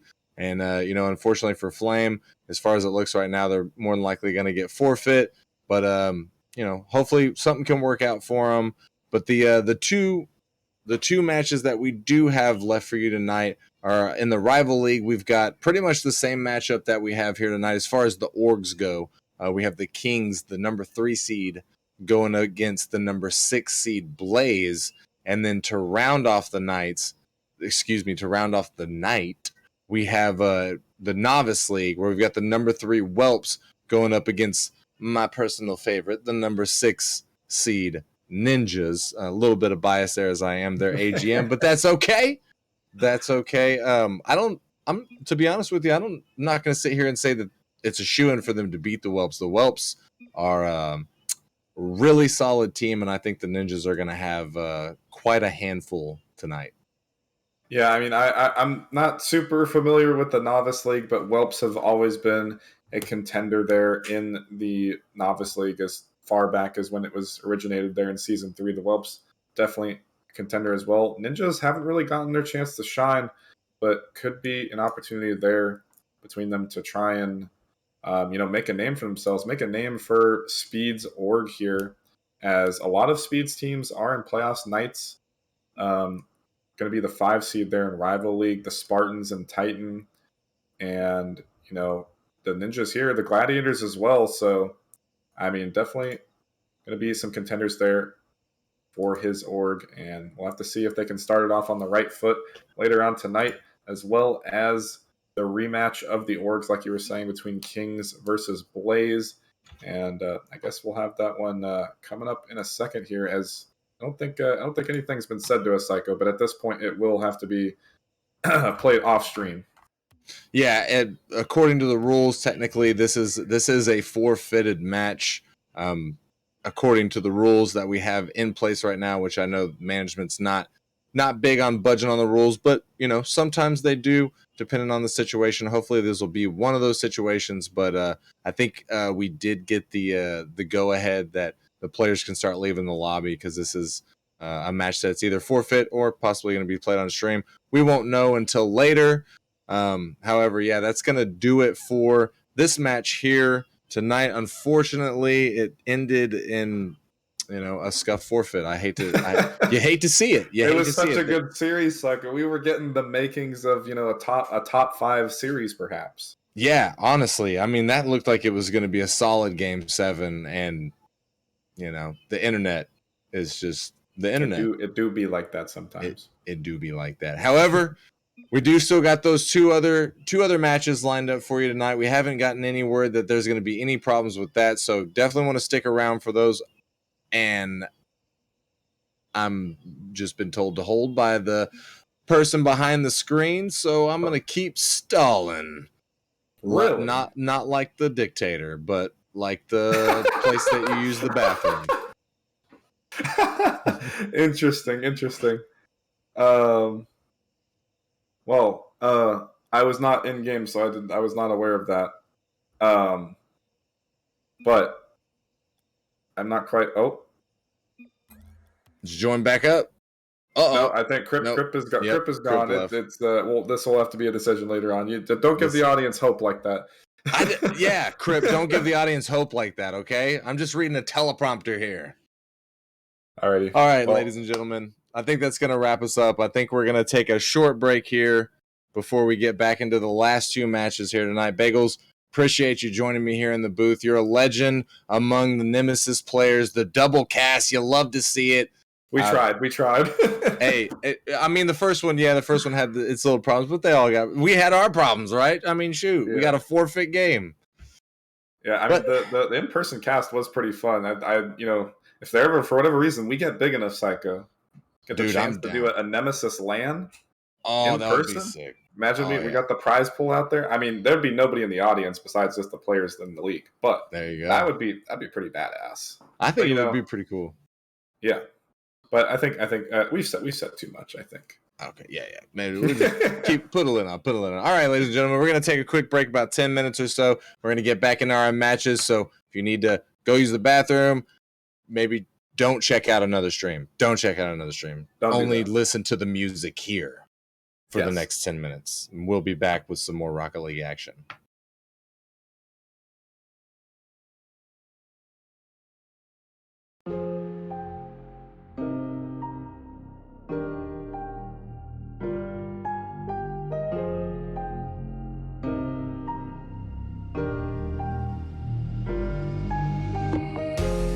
Everything comes from nothing. Everything is something.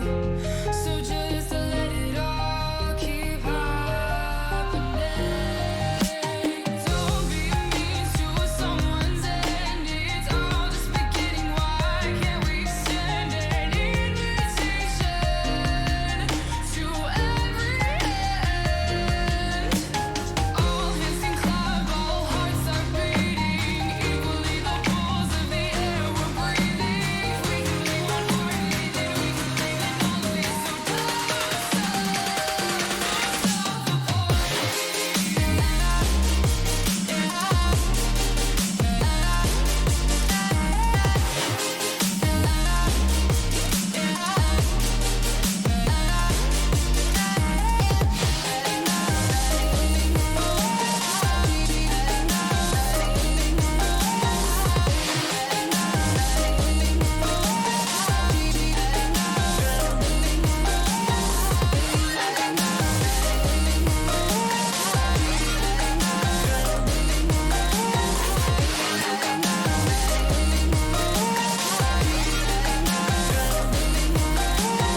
play the music loud, form a bigger crowd. Don't let the lights go out.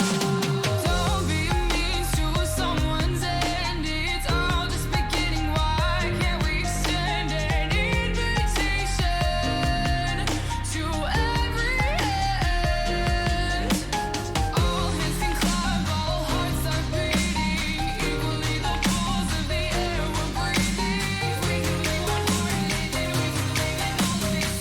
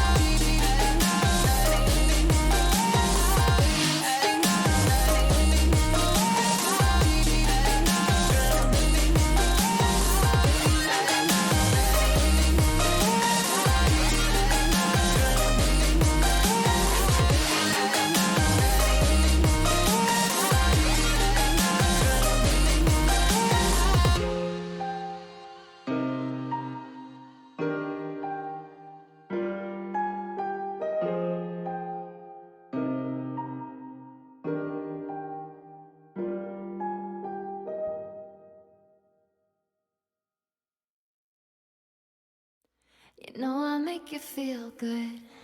And don't you wanna feel good, good, good? Sometimes I wish that we could go back before you got hurt. When before I was scared, now I'm feeling prepared.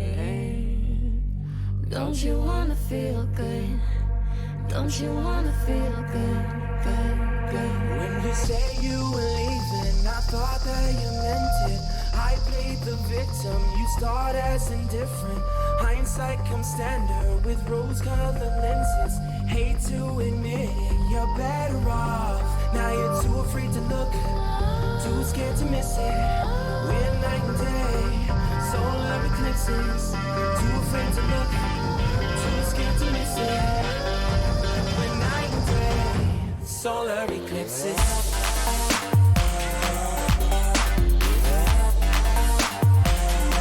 Solar eclipses.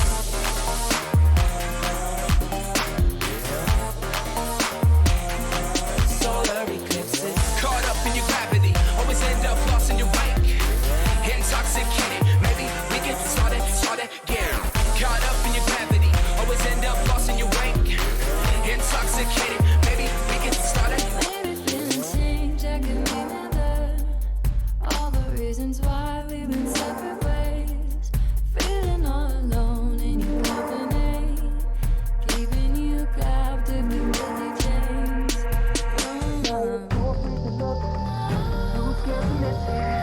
We're night and day, solar eclipses.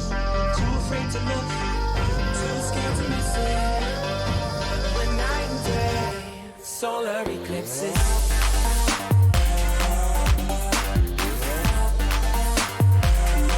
Solar eclipses.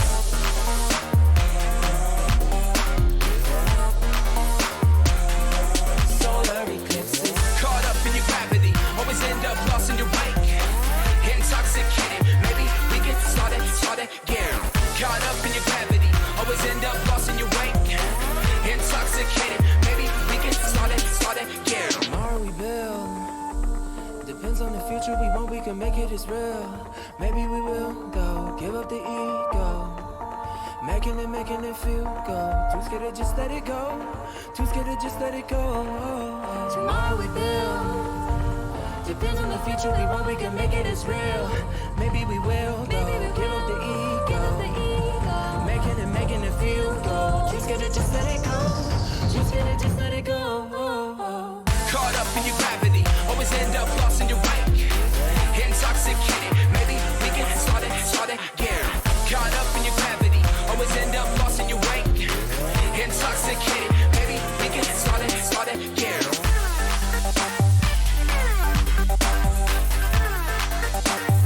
We can start again.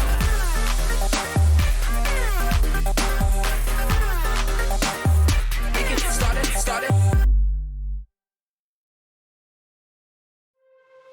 How did I get lost in my own orbit, revolving around the planet that no one else can find? I'm waiting for signals on my screen when the signs that I'm receiving are all delayed in time. All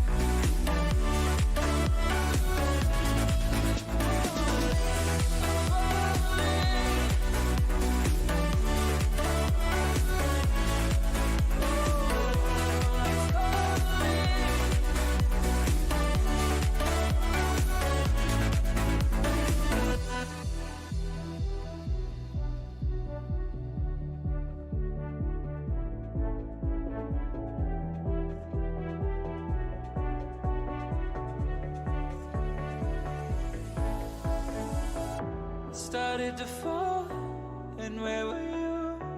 How could I know you were falling too? Grabbing the wind, cutting my skin, but it's hard because I'm falling.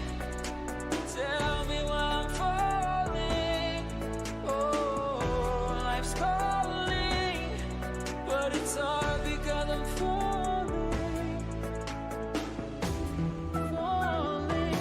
Welcome back, ladies and gentlemen, to the Nemesis Gaming League, where the grind continues. We are back for possibly not another match. Yes, you heard me right. I'm not joking. We're looking at a possible second in a row forfeit.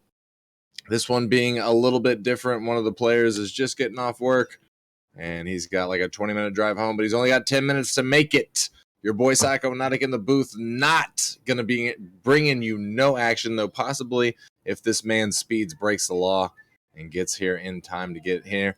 And if he does, then I'm going to be joined by Jaegers, my man in the booth. How you doing, my brother? Glad to hear you don't got COVID. Absolutely, always a good thing. Now I just finished my drive 30 minutes ago. Was really hoping to get a hype match going, but unfortunately that might not be the case. We'll have to see. They do have a sub.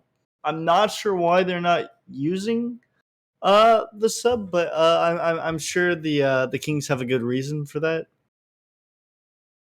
Yeah, it sounds. I'm hearing through the grapevine or the wiretap or whatever you want to call it that their sub Pelosi is just not available. Which, you know, playoffs. It's very unfortunate. But we just kind of saw that exact same thing, Jaegers. I'm sure you weren't able to tune in because you were driving, but Flame in the middle of the match had to forfeit because one of their players' internet went down. Cool Kyle's internet went down in game. In between game number 4 and game number 5, it was a tied series, and so the 7 minutes expired, and they couldn't get Cool Kyle's internet back up, and their sub was unavailable. So, No, I mean I was able to listen to it on the drive back. It seemed like a very hyped series. Very unfortunate. Flame. I mean, battle back from 2 games down, and then having the forfeit like that's very, very disappointing. I understand the GM taking it, because playoff wins are hard to get, but it still sucks. yeah, it's definitely the last thing you want to see when it comes to what we're doing here in the Nemesis Gaming League. We're all here to compete and have a great time, and when one of those two things, when neither one of those two things doesn't happen, either we're not having fun or we're not competing, then things tend to get a little bit rowdy. But what can you do? People tend to get rowdy. And bagels or not bagels, man. You know what? Did you hear me call bagels Yagels?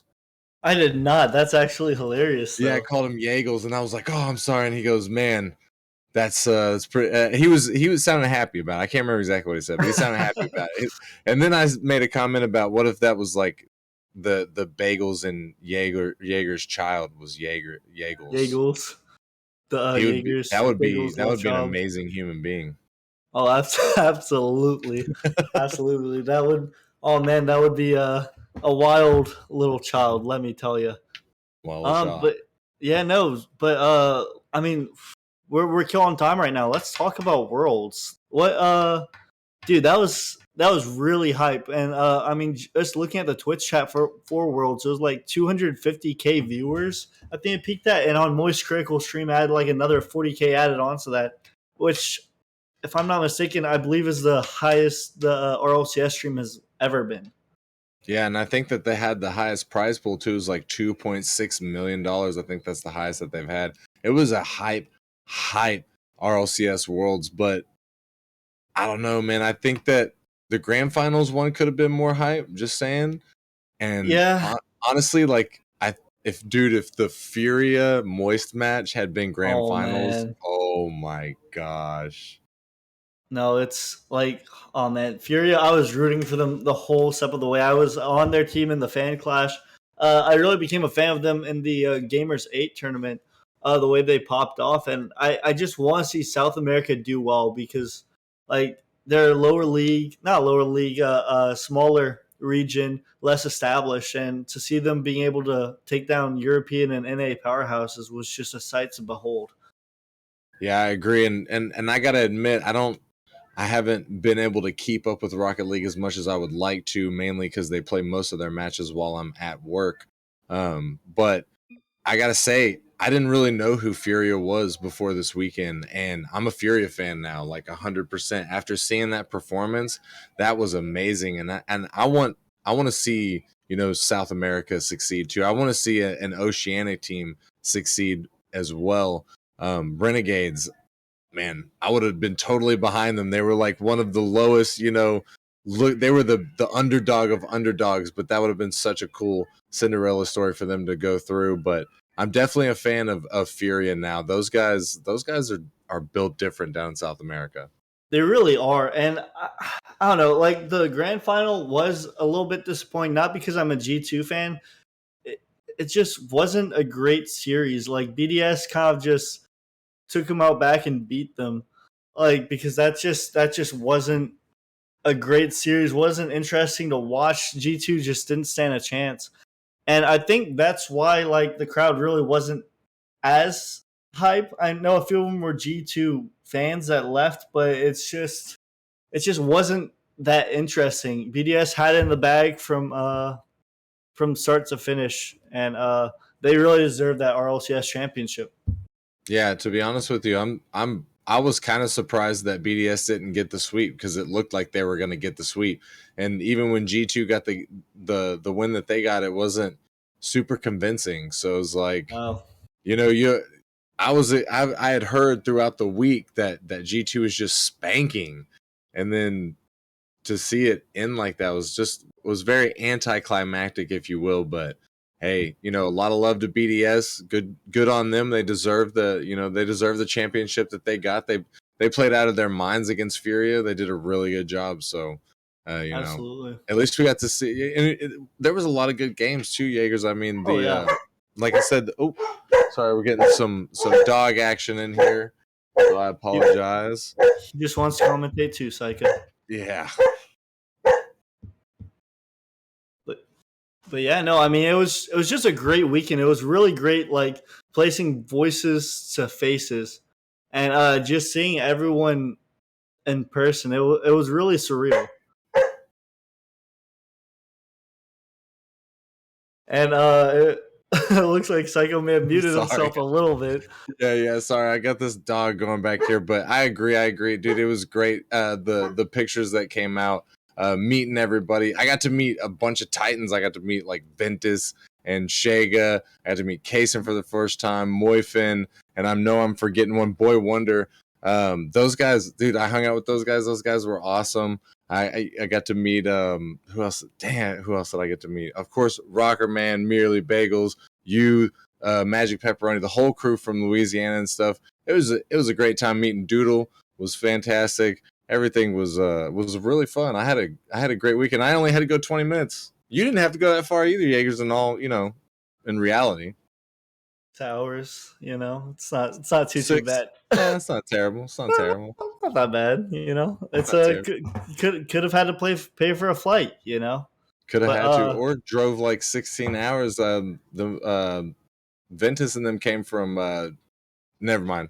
I'm not gonna dox anybody. You're not gonna dox them. 16 hours away is where they came from, baby. 16 hours away. But yeah, no, I mean we just took the Thunderbird up there. Thunderbird's a trooper, man. It's surely a sight to behold. Like love that vehicle. I mean it's probably about to fall apart, but it gets the job done. Would be an amazing addition to Rocket League. I'd rock that car if it was in Rocket League, dude. I don't know.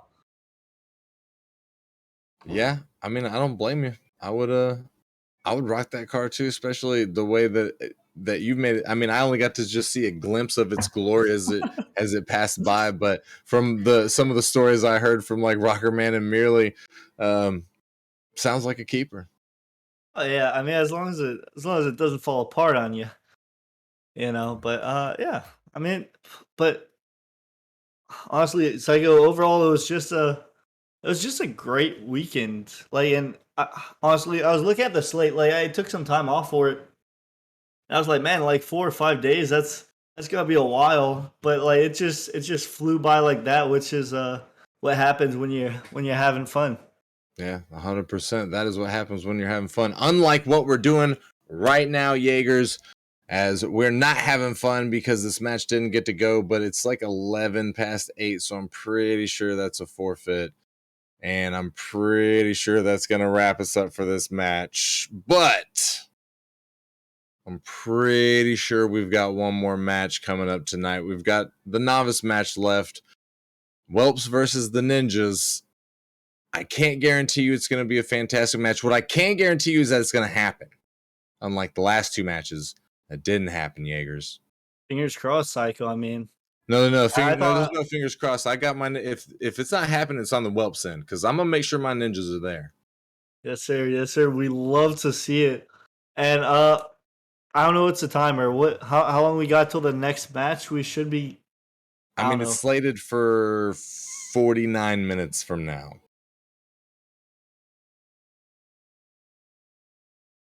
Okay, we're hearing from the man behind the curtain that the Ninjas, my boys, are ready for 9:30. They can do 9:30 if they need. We're waiting to hear back from the Whelps. If the Whelps are available, I'm sure they'll be more than happy to do 9:30. So let's cross our fingers from that the Whelps get back, and we're only going to have a 15-minute break instead of a 45-minute break. Jaegers, I love you, brother. I love to see you. I love seeing you this weekend. We're only 6 hours away from each other. We need to get together more often and do like Merely and Bagels did and blow the competition away, bro. Me and you. I'm ready. Just say the word. I'm there, Psycho. Hell yeah, man. It's a pleasure, even though we didn't get to cast, it's a pleasure sharing the space with you. And we'll see you around. And ladies and gentlemen, hopefully we're back in 15 minutes, but if not, it'll be longer. Sorry.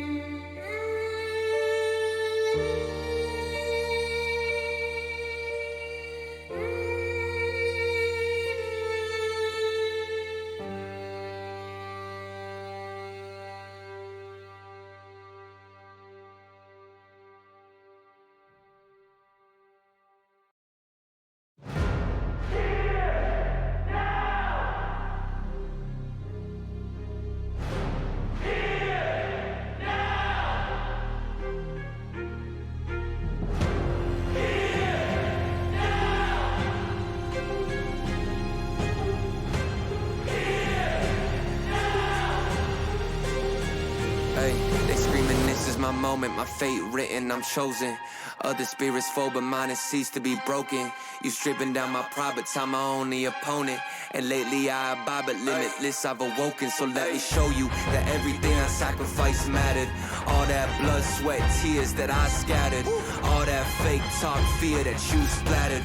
Push me to right here, a new chapter. Hey.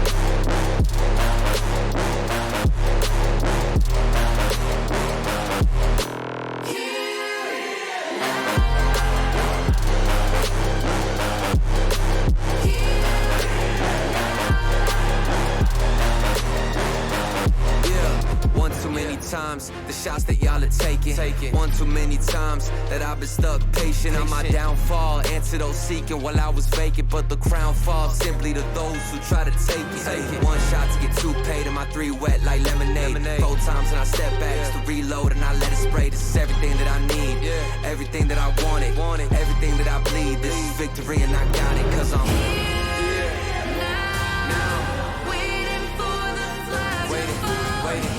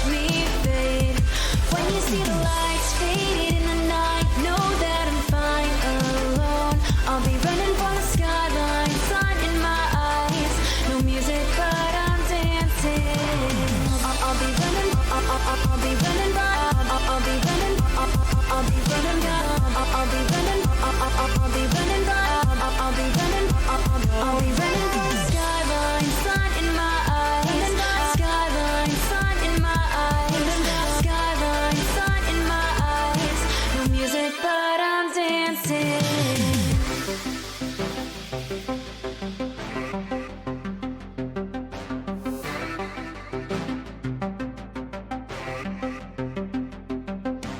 I can see the end now, almost in my memory. No more waiting for a sign now. It's time for me to leave. As the world closes on the door of what it came to be, I regret nothing. I can set my mind free. I know you too well. I'm up on the roof and yell. Learned all that I know, and we put on quite a show. And I'd be lying if I said I'm coming back. I just wanna go, I wanna walk away. Never wanted to love you anyway. Guess I should've known, won't pick up the phone. Go on and watch me fade. When you see the lights fading in the night, know that I'm fine alone. I'll be running for the skyline, sun in my eyes. No music, but I'm dancing. I'll be running, I'll be running, I'll be running, I'll be running, I'll be running, I'll be running, I'll be running, I'll be running for the skyline, sun in my eyes, skyline, sun in my eyes, skyline, sun in my eyes. No music, but I'm dancing.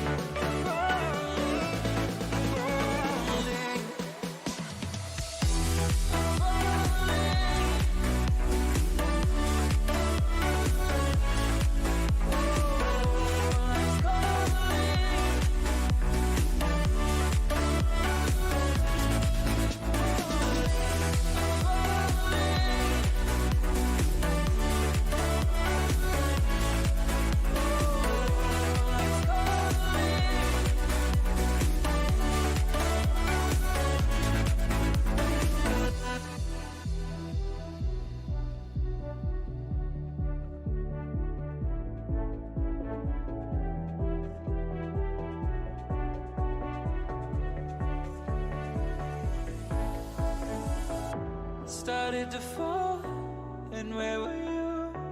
How could I know you were falling too? Grabbing the wind, cutting my skin, but it's hard because I'm falling. Tell me why I'm falling. Oh, life's calling, but it's hard because I'm falling. Welcome back, everyone. We have had some topsy-turvy events happening tonight, but with confidence, I can say that we will be showing the last series of the night, heading into the Novice League. Before we get into that, though, joined here by someone I was actually just dapping up this morning, coming off of the World's Hype. What's going on, Jaegers? I'm a little tired, merely not gonna lie to you, but I'm ready to actually cast a match here. Was a little bit disappointed with the last one, got a little teased, but we're here with Whelps versus Ninjas, and we have a banger matchup on our hands, merely. Yeah, absolutely. Whelps coming in at the number 3 seed, and Ninjas coming in at the number 6 seed. But this one will be another determining match from here on out. It's do or die. We're really going to get to see how these teams perform under the pressure, under the odds of if you win, you move on. If you lose, you go home. It's all here or it's all not here. And I got to ask a little bit. I've been keeping up with the Novice League. My eyes have been my eyes have been glued to Ignite, honestly, because I love dark horses. But these teams are no slouches themselves, and I know they have had some good results in the past. Can you tell me a little bit about these two teams, Jaegers? Absolutely. Well, the Ninjas are going to be looking for a little bit of revenge here. Lost 3-1 to the Whelps earlier this season. But I mean, this Ninjas team is very good. They went 10-8, 2 games behind the Whelps in standings. And hold on, I'm getting spam pinged by some random person here. But no, I mean, this Whelps roster is very good with Jeff Master, Grebsy, and Mr. Marino. And on the flip side, I believe we have MB Outcast, Flight Night, and it looks like Zeverns. I know Fly Penguin was saying he wouldn't be able to make it back for this game.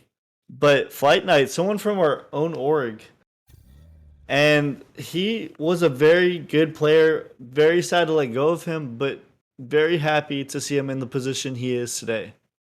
Yeah, Flight Night, #1 Titan sub. We all know him. He has absolutely popped off in the past. And I'm really glad. It was sad to see him leave Genesis. But I'm glad he's found his way to a playoff team. And like you said, the rest of these players, no slouches either. This one will surely be a close one. But, of course, as always, I've got to bring it to you, Jaegers. Who are you predicting to take home this one? This is a tough one, merely like always. These playoff matches are hard to predict, but I believe in the Whelps. Team name's too awesome. Jeff Masters, as goated of a player as he is a caster. And I see them taking this one 6-4-2. All right, 4-2, a confident prediction. Your predictions were a little off when you were betting at the LAN, I will say. But your predictions are usually on point for these Nemesis matches. And once again, I know you've talked about every player in this lobby so far, but who are the people on each team that you're really looking to stand out? Well, I already talked about the guy on the Whelps, Jeff Masters, very mechanical player, could be a prospect, but he isn't. So he's very scary in this novice league. On the flip side, you talked about him earlier, merely Flight Night, the Titan sub up for Pinnacle, was able to win a series in Titan, something I don't know if you have, but I've never been able to accomplish. I'm sure 99% of Nemesis has not been able to accomplish that. So that's very impressive. And those are my two players that stand out. And definitely valid picks there, as I believe we are still waiting on some of these players. And I see there's the man himself we were just talking about, Flight Night, has joined the match. He's in the building.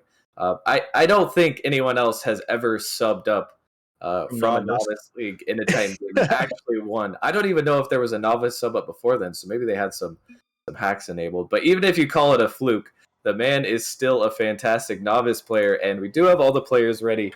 We will be joining up here and getting underway with game #1.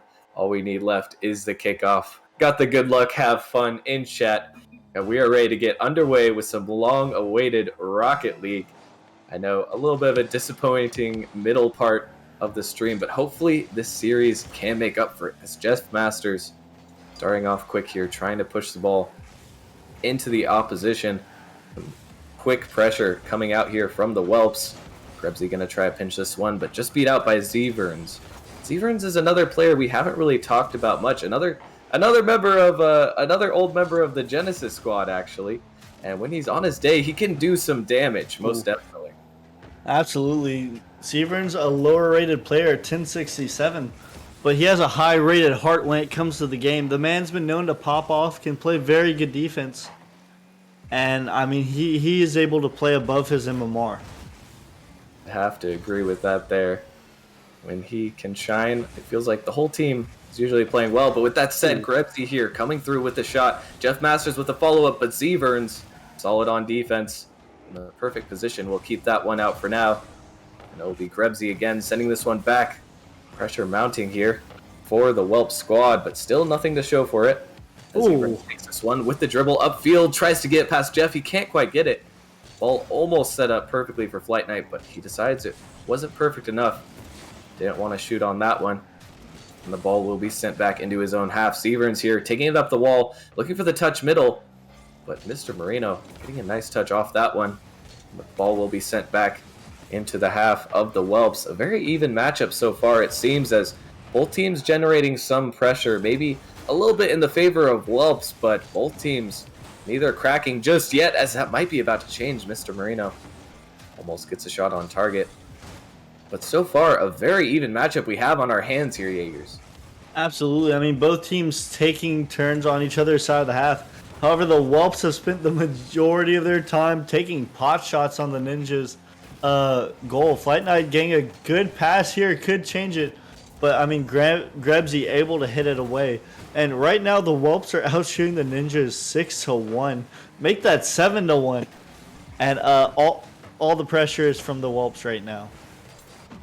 They may have all of the pressure, but they have none of the goals so far. None have been scored just yet. Which team will be the first to crack is MB Outcast with a nice shot to the far post. Will just barely go wide. And Whelps barely staying alive. They've had a few shots, but they have had a couple threats so far. Zeverns actually going for the ceiling shot. He will set up Outcast, who comes through, dunks the ball all the way into the back of the net for an early lead for the Ninjas. Taking out the ceiling shot, gonna get the nice pass to MB Outcast. The Whelps didn't know what to do with it on defense. And I mean, just a good first strike by the Ninjas. And fantastic play there. Zeverns setting up with just a very awkward ball to read from the ceiling. Not easy to see exactly where that one will go. The follow-up by Outcast, immaculate. And an early lead for the Ninjas. Only 2 minutes left. This has been a very low-scoring affair so far. Sometimes in these ones, one goal that makes all the difference. But surely the Whelps will be trying to fight back and change that storyline. This one sent out towards the middle. Mr. Marino opts not to go for it, choosing the boost instead, letting the play develop for Outcast, and he might regret that, as that one set up perfectly for Flight Knight, who sends it home. Oh my goodness. I mean, the Whelps have had all the pressure, but nothing to show for it. The Ninjas, meanwhile, taking 5 shots, 4 of them by MB Outcast, and the Titan sub-up himself putting one in the back of the net. And just like that, the Ninjas are up 2-0 on the Whelps. And just like that, indeed, the Ninjas, with a very high shooting percentage so far. They have found 5 shots, converted on just barely a minority of them, but looking good so far. The Whelps trying to fight back, trying to find their way back into this game. Not the best touch by Outcast, sending it up towards the center, but neither the defender nor the offense can find that touch. Ball will still be in the Whelps' possession. Jeff Masters with the 50 heads over to Mr. Marino, who might have an open net if he shoots fast enough, but Outcast once again coming in clutch, getting a crucial touch on that ball. Although it's still headed back. The Whelps' pressure only amping up even more as they realize they have to score 2 now in a minute, which they've been unable to do for 4 so far. But it's now or never. You really don't want to lose the momentum too early in a series where you have to win 4 games. It can be a little bit difficult to re-find it, but still plenty of time for them. Mr. Marino can't actually get out. I'm not sure exactly what happened there. It looked like just absolute pandemonium from the defense. Yeah, and not gonna lie, merely my game disconnected on me. Not sure what happened there. But I honestly cannot see anything right now. Well, I'll tell you, it was an own goal, but it was an own goal of fantastic proportions. I don't think you could recreate that one if you tried. Unfortunately, it looks like this game will be out of reach for the Whelps, but hold on a second. They almost are able to get one as Flight Knight making another crucial save, and I mean, the Whelps just have not been able to find any way past the goal line defense of this Ninjas roster so far. They've been pushed back into their zone, and the Whelps have been knocking on the door of the Ninjas, but every single time the Ninjas are holding strong, not letting anything through. Now it's on the Whelps to just try to get one for the road, try to get their momentum going, try to get some mechanics warmed up. But it looks like it might not be happening, as Mr. Marino saying this one center. It might be the Ninjas who get another one, and they do. Outcast coming through 4-0 convincingly in the first game for the Ninjas. Just an ill-advised pass by Mr. Marino. And I mean, this Whelp squad is not looking like they're 3-seeing right now. They could just be a little bit rusty from Worlds, getting back into it, needing a warm-up game merely. But so far, it's just been the Ninjas show. And I mean, they have been popping off in this game. Not all the pressure, but the shots in the back of the net when it's needed. Yeah, that's an interesting factor because I know for a fact Jeff Masters himself was at the Worlds event, saw him over there. I know if somebody asked me to play Rocket League ranked right now, I would get flamed by every single teammate I got for how poor I was playing. So hopefully he can kind of try to knock the rust off a little bit. He didn't necessarily look completely out of it. You could tell, there's been a little bit of a break, and it's always hard to come back after that. But on the other side of things, I mean, the Ninjas are looking really good. You even saw MB Outcast almost scoring that double tap, which turned into a perfect pass for his teammate. And I mean, they just look really solid right now on defense and offense. Yeah, no, I mean, this Ninjas team really showed up to play. And I mean, they didn't have all the shots merely, but they had the shots when it mattered. And they just put it in the back of the net. They continuously found the back of the net. And that is very impressive by this Ninja squad. And we'll see if they continue to impress, as a 4-0 in Game 1 against the higher-seeded team is no small feat. Fantastic job at that, as I am trying my best to get you back in this game, Jaegers, but we need our other commentator. All right, I sent you the invite. Hopefully now things can finally go smoothly. This has been a very chaotic day of streaming. We'll see if the Rocket League games are just as chaotic. So far they have been, as this ball is sent into the half. Outcast taking a shot on net. Not too threatening, just testing the defense. Nothing will come of it just yet, but Zevern's in the air again. I called him out at the beginning, and he was someone who was setting up some plays for the Ninjas, really impressing me with how he is rising to the occasion in this first playoffs game for the Novice. Yeah, no, Grebsy was putting in passes, finding his teammates, and just being an overall good facilitator for his team. And, I mean, the Whelps so far just don't have an answer to his passes. Yeah, the Whelps not able to find any goals in Game 1. With a minute gone, not able to find any in Game 2 either, but they are holding on well on defense. As a huge pinch coming out from Flight Knight. My goodness. He didn't even flip into that ball, but it still got sent way over the net. Mr. Marino with a nice save on the goal line. But Grebsy, I don't know where he's hitting that ball, and Flight Knight almost able to get the shot. Some sort of miscommunication or mechanical error. Ooh. Hard to tell which, as perhaps unintentional fake coming out, but it will work nonetheless. And then just keep possession. But Mr. Marino trying to change that. Zeverns with a huge dunk, perfectly reading the clear out. The ball sent back once again. Ninjas not relenting control. Now that one will go towards the net. And with their first goal of the game, Whelps announced their presence. Not only is it the first goal of the game merely, it's the first goal of the series for the Whelps. Just a nice passing play by Jeff Masters, finding Mr. Marino, who then redirects it to the back of the net. I mean, they're not shooting as much as they have the last game, but I mean, they're making their shots count. And this one, especially Grebsy putting it lower left corner of the goal. And I mean, just as fast as they scored the first one, put another one in the back of the net. And the Whelps flipping the script, getting 2 goals consecutively.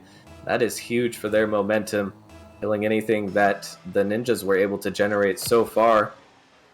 2 good goals back to back. Second one just a dunk under the defender, but a crucial 50 misread from the defender, and it's capitalized on effectively.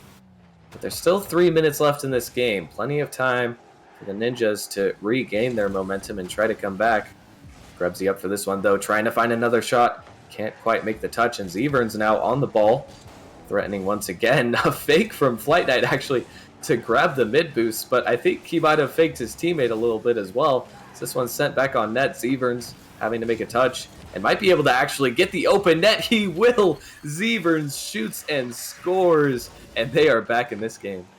Zeverns is making plays on both sides of the field. Good pass by MB Outcast. Those Zeverns that finished it, putting it in the back of the net. The man has 1 goal and 2 shots and 2 saves to his name. And with half the game left, look for those numbers to be inflated. And he converted the hardest shot in Rocket League history, the open net. You know, not easy to hit when there's still players in front of you. And you know that it's open, but you know that there's a very real chance you could miss. But Zeverns will not miss. Although, on the other side of things, Welps finding more opportunities of their own. A huge dunk from Outcast comes out. He will be trying to set up the Ninjas once again. Still trailing by 1 goal, but it does not feel secure at all for the Welps. More good defense, however, and they keep the ball out of their net for now. Still Zeverns trying to create chances. Marino up for this one. That's a good shot, and he almost finds the double touch. Just barely misreading it. But he will be sending it back. Zeverns, actually, this one's on net. Jeff Masters can't do anything, and the floater will secure. The Whelps push too far for their opportunity. Well, I did say Zeverns' numbers would get him played. Just a nice ceiling shot. Jeff not expecting the shot to be on target. Not quite ready for that one. And I mean, the Ninjas able to fight back after going 2-0 down to tie up this game. Now a tie game on our hands. Momentum has been shifting constantly in this game, number 2. A huge one, especially for the Whelps. You know, going down 2-0, not as big of a deal in a game in a best of 7, but it can be daunting to come back. It all has a huge bump from his teammate actually coming out for Mr. Marino. Some miscommunication on the offensive front. They won't be able to do anything yet. Still a nice back pass from Jeff, but his teammate wasn't quite ready to it. It was a little bit inaccurate, and now they are going to be struggling to break out of their own half. Flight Knight pressuring this ball, and Zeverns will be up for this one as well. A good 50 for Mr. Marino to stave off a mistake in the defensive side of things, but, you know, this Whelps roster looking a lot more solid in Game 2 here, Jaegers. Absolutely. I mean, a lot less pressure, but they look a lot more stabilized. Jeff finding the perfect slot. Bottom left corner again, mimicking their second goal. And I mean, I don't know, I guess the defense just wasn't ready for it. It looked like MB Outcast maybe cheated up a little too far, didn't stay back post, and the Whelps capitalized on it. 3-2 Whelps. And it looked like it was Outcast in net there, just didn't expect the shot to be coming. Rolled right past him. You gotta be awake for that one. I mean, their defense has been so good for the most part. They've been able to keep out so many opportunities for Whelps and really dampen their hopes of even scoring with some of these saves that they're getting. But that one, I mean, you can't let easy goals like that in, especially in such a close game. Now 3-2 in favor of the Whelps, and the Ninjas have to try to fight back once again. This one sent towards the net. Flight Knight trying to get a touch towards the net. It will be popped up, but it's sent right back into the half of the Ninjas. Now with 17 seconds to go, they have to try to get one now, or there will be a tie series on our hands. MB Outcast coming into 50, but the ball sent right back to his net. Marino has all day to score this, and in fact he does, securing the Game 2 victory for the Whelps. You know, merely I'm not too sure where the defense went there. I could have sworn there was a defender. Zeverns getting back a little too late, but Mr. Marino just had an open range, enough time to drive it, buy himself dinner, stop and take a nap, and, you know, score the goal. Yeah, I mean, to be fair, in that position, 8 seconds left. It is the Ninjas who kind of have to send every resource and just try anything to score. It didn't end up working out for them. The 50 didn't go in their favor, and the ball just sent back into their net.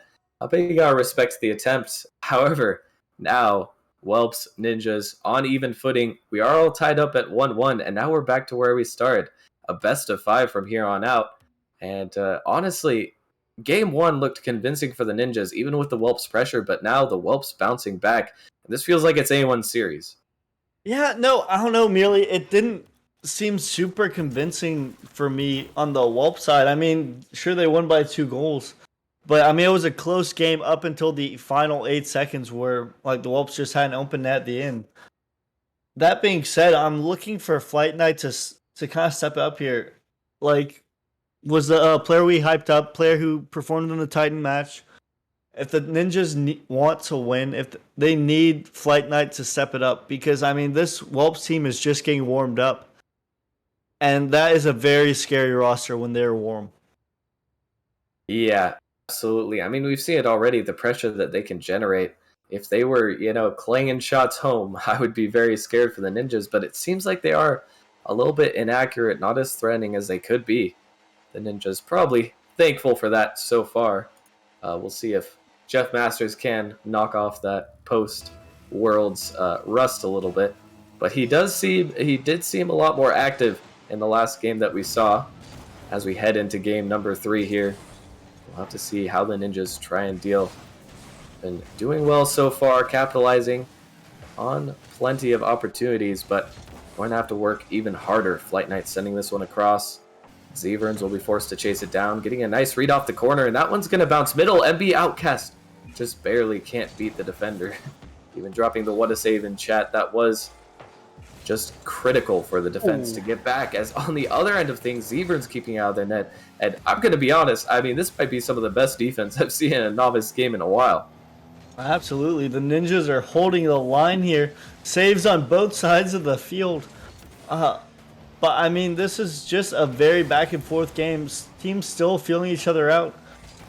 But both teams doing very well to keep the balls out the back of the net. And it seems like Ninjas are actually the ones who are generating even more pressure. You can see them taking pot shots, and that's a good one to the corner. Oh my goodness. It just bounces wide. The crossbar, the worst enemy. Still, opportunities abound. Flight Knight can't get under the defense, and somehow the Whelps stay alive. They might even be about to score, but Jeff Masters can't make contact. And the ball will be popped up once again. Marino trying to find the touch out. It'll just be dropped down to Flight Knight, who sends it across. And Zeverns with another demo. Or actually, sorry, getting demoed himself there. Was a trade on the pitch. Both teams getting more aggressive as the clock ticks down. Still an even game. And it seems like so far, whichever team scores first keeps the momentum for the game. It seems like these opening seconds, these opening minutes are so critical to success for the rest of the game. And Jeff trying to place a shot where he placed one earlier, bottom left, but this time the Ninjas were ready for it. And yeah, no, it usually seems like the team that scores first has the momentum. Both teams who scored first winning the game. Both teams trying to get this very pivotal first goal, and this is, I believe, the latest we've gone without a goal in the back of the net, Muley. I think it would be an even more defensive game than previously. Not that there haven't been close calls. Flight Knight up for this one. Zeverns actually trying to make the read. Just barely beat out by the defender, but another close opportunity, and there might be another one. Flight Knight, what was that flick? Hold up a second. That was not natural. We need to take another look at this absolute banger. Man just had the delayed flick catching, grabs you off guard, and I'm not sure Zeverns already knew that was going in. He just was chilling on the back post. And I mean, what a shot by Flight Knight, putting it in the back of the net. And I mean, based on what we've seen, merely putting his team up one game. But the Whelps may have something to say about that here. I think this might be why Flight Knight is the best novice sub-in for Titan in the universe. I mean, that may have looked like an ordinary shot, but he got like the pre-flip angle on it, where you're able to generate a lot of power with 2 slight touches. It was actually so cool to look at, and I don't think he necessarily did completely intentionally, but the end result was something to witness. As Zeverns with the backboard read, and he is absolutely popping off this series as well. 2 for the Ninjas. I mean, we didn't really talk about Zeverns all that much in the pregame merely, but I mean, he is showing up right now. The man is popping off. 358 points, consistently leading his team in the goal category. And I mean, so far the Whelps don't have an answer for him. Don't forget the saves as well, 2 to his name, and those were crucial ones. You cannot be mistaken. The Whelps have struggled to find their way through, and MB Outcast again. The Ninjas have completely taken control in Game 3. And MB Outcast, the only member of the Ninjas without a goal, decided to join the party, putting one in the back of the net. And I mean, this is just looking like a rehash of Game 1 merely. The Whelps do not have an answer for the Ninjas right now. And we've seen it now in Game 1. Like you said, as soon as Ninjas get on this scoring spree, you know, it looks like the Whelps kind of get a little bit shaky, and the scoring just continues. The Ninjas not letting up at all. Already 3 goals, and they will certainly be looking for more. Grebsy getting a touch to the middle. Not sure if his teammate is there to follow it up, but it will be Mr. Marino. Still MB Outcast has the 50 to get out. Zevern's trying to clear this one. Ball sent to the midfield. Now MB Outcast going for it again. But Jeff Masters will have possession, and this is a good chance for the Whelps. Jeff getting it past one, but Zevern's cuts off the reception, and there will be no party for the Whelps in the net of the Ninjas. Flight Knight trying to get this through. Gets it through two. Now it's just Mr. Marino back by himself with Flight Knight to contend with. A nice demo by Grebsy. Opens up some space defensively. Should buy some time. Jeff also getting a demo. And the physical play is really coming out here. Absolutely. I mean, both these teams maybe taking notes from Earl CS with all the demos. Another one there. A little bit of BM from Flight Knight. And MB Outcast is just going to have an open net to shoot at. And was everyone just demoed off the pitch? It looked like there were at least a couple demos that came out that just left a wide open net. It only took one beat, and MB Outcast gets his second goal of the game. I mean, the Ninjas, if they're playing this well, it is going to be tough for the Whelps to overcome. They have to try and remedy this immediately. I mean, you know, Flight Knight just going to put another one in the back of the net, 5-0. And this one has gotten away from the Whelps with 25 seconds left. I mean, yeah, score once every 5 seconds. Definitely doable if you're good at kickoffs, but highly unlikely. And if you're the Whelps, you just want to reset here. Maybe GG go next. And you might want to... I wouldn't recommend taking the timeout here because you're not down by 2, but you want to take that whole minute to talk it over with your teammates. This might be a pretty good time to take a timeout after you get 5 goals scored on you. I would not want to let this momentum carry into Game 4 for myself personally. But regardless of whether they do or do not, one thing is for sure, and that is that the Whelps need to fix something. Because with the Ninjas playing this well, I mean, I don't ever think they were thinking that this would be a free win for them at all. But if the Whelps were confident before this matchup, that has to be shaken a little bit. As, I mean, the Ninjas coming out hot with every single roster, and I think that's what's most impressive to me, Jaegers, is that every single roster is playing a crucial role in these game wins for them. Absolutely. I mean, the person who pops off is just really interchangeable. I mean, MB Outcast, Flight Knight, both having 2 goals apiece. Zevern tacking another one on. And I mean, I feel like every game this series for the Ninjas, they've had a different player pop off.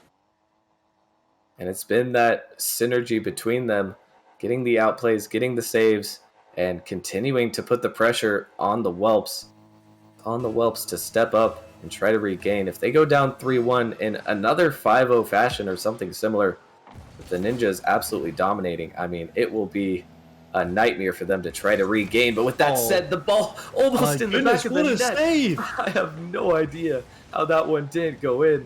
And you can't say that the Ninjas aren't working for their goals as well.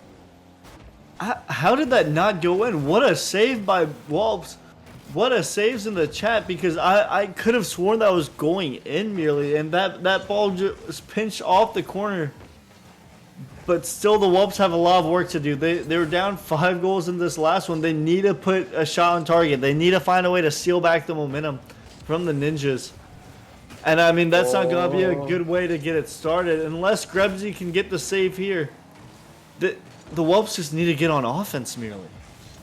And they do avoid conceding. Actually, they will find one on the other side of the pitch. I wasn't sure if Marino would be able to get back to the one. In fact, he is not. Or, excuse me, Outcast. That was a good cross-map send, and maybe the momentum change that the Whelps needed. Could definitely have Mr. Marino just catching MB Outcast off guard. MB Outcast just a little bit too far up. And the Whelps are going to capitalize, scoring for the first time in 2 games. And, I mean, we talked about this earlier, merely. The first team that scores usually wins the game. It's held true so far. Can the Whelps keep up with the status quo? They're going to have a large job to take on defense in order to keep that up. But, I mean, if any team can do it, I think it's going to be the Whelps. Absolutely. And, well, we've seen 2 themes so far. And so far it's been a back and forth. Ninjas winning the first, Whelps winning the second, Ninjas winning the first again. If the trend continues and the team that scores the first goal also wins, then it will be the Whelps tying up the series. And I would be, at this point, with how back and forth it's been, I'd be almost surprised to not see it go to Game 7. But it's still on the Whelps to hold on to this lead, which surely will not be easy. Close call for them over the net. And Flight Knight coming through. That one's on target, but Grebsy, the nice clear. This one popped up again. It's Zeverns going for the touch. Pops it down to Outcast, who's able to get the touch. Zeverns up for this as well. The ball is sent away by Jeff Masters. A good clear. Keeping the ball out of danger. And a nice demo as well. I really like that the Whelps are getting more physical. They've recognized that they are getting outplayed consistently and just opting to take the other players out of the pitch entirely. I mean, if you're getting outplayed, merely you just delete the opposition so they can no longer outplay you. This Whelps team is getting very aggressive, and so far it is working out for them in this Game 4. A little bit of miscommunication there from two Ninjas players, both committing for the same ball. Not a great sign. They're still only down 1. This game is easily within reach. If they can find a goal, time ticking away, they might want to find it sooner rather than later. As Marino up for this one, barely keeps it out of the net. The follow-up will be there. Outcast with the touch pass, might be able to get the shot, but it's just off target. The follow-up was almost on target. Grebsy sending it back into the danger zone, but it escapes for now. And I mean, I don't think the Whelps could come any closer to getting scored on in this Game 4. Oh my goodness, Merely, I kind of just accept. Oh my goodness, Jeff Masters almost has a double tap. But back to that last series of events, Merely, I just had kind of accepted that the Whelps were getting scored on, but goal line after goal line defense, they are coming through. And Jeff Masters, enough boost on the backboard, has the opportunity to do some damage here. Seems like no matter what, when Ninjas in the previous game, no matter what they did, they were always scoring. In this one, no matter what they try, they cannot score. Another opportunity goes by. This one was much more doable for the Ninjas, but it might be the fact that they're not able to break through that defense as consistently, kind of getting to their heads, chipping away at their confidence. Is exactly what the Whelps need. Find their way back into the series, but they still have to hold on for a minute longer. MB Outcast sending it down. Marino, a huge clear away. Now the clears do look much more confident. Jeff Masters taking control. MB Outcast will send it back. This time Grebsy up and a fast aerial. I mean, it looks like the Whelps are revitalized to me, Jaegers. Absolutely. I mean, a little bit of help from the crossboard, but you can't give the crossboard all the credit. I mean, this Whelps team is being absolutely clutch on defense, holding on to their 1-goal lead. But look for them to try. Oh my goodness, MB Outcast, another one off the crossbar. But this Ninjas team just cannot score right now, Merely. I'm not sure what type of force is keeping them out, but the Whelps can thank their lucky stars with a combination of clutch and a little bit of luck. It's looking like this Whelps team is going to take game number 4. And they have 11 shots, but they haven't been able to score a single one. Goodness. Now they have to keep the ball up on 0 seconds. It will not happen. The Whelps take game number 4, and we have a tied series once again. I don't know if I've ever witnessed a team that just simply... I mean, I've seen it before. You just can't score. We've all been there. No matter what you try, you can't break through the defense. But that was another level, and the Ninjas just barely not able to hit the shots. The Whelps barely staying alive. My goodness, what a game 4 we've had. Really, I'm at a loss for words, my man. That was insane. It felt like Ninjas had so many threatening shots, and like they just weren't finding the back of the net. I mean, granted, the Whelps had 5 saves, but there was 11 shots. That's 6 shots off target, merely. Quick maths. And I mean, I feel like the Ninjas just beat themselves there.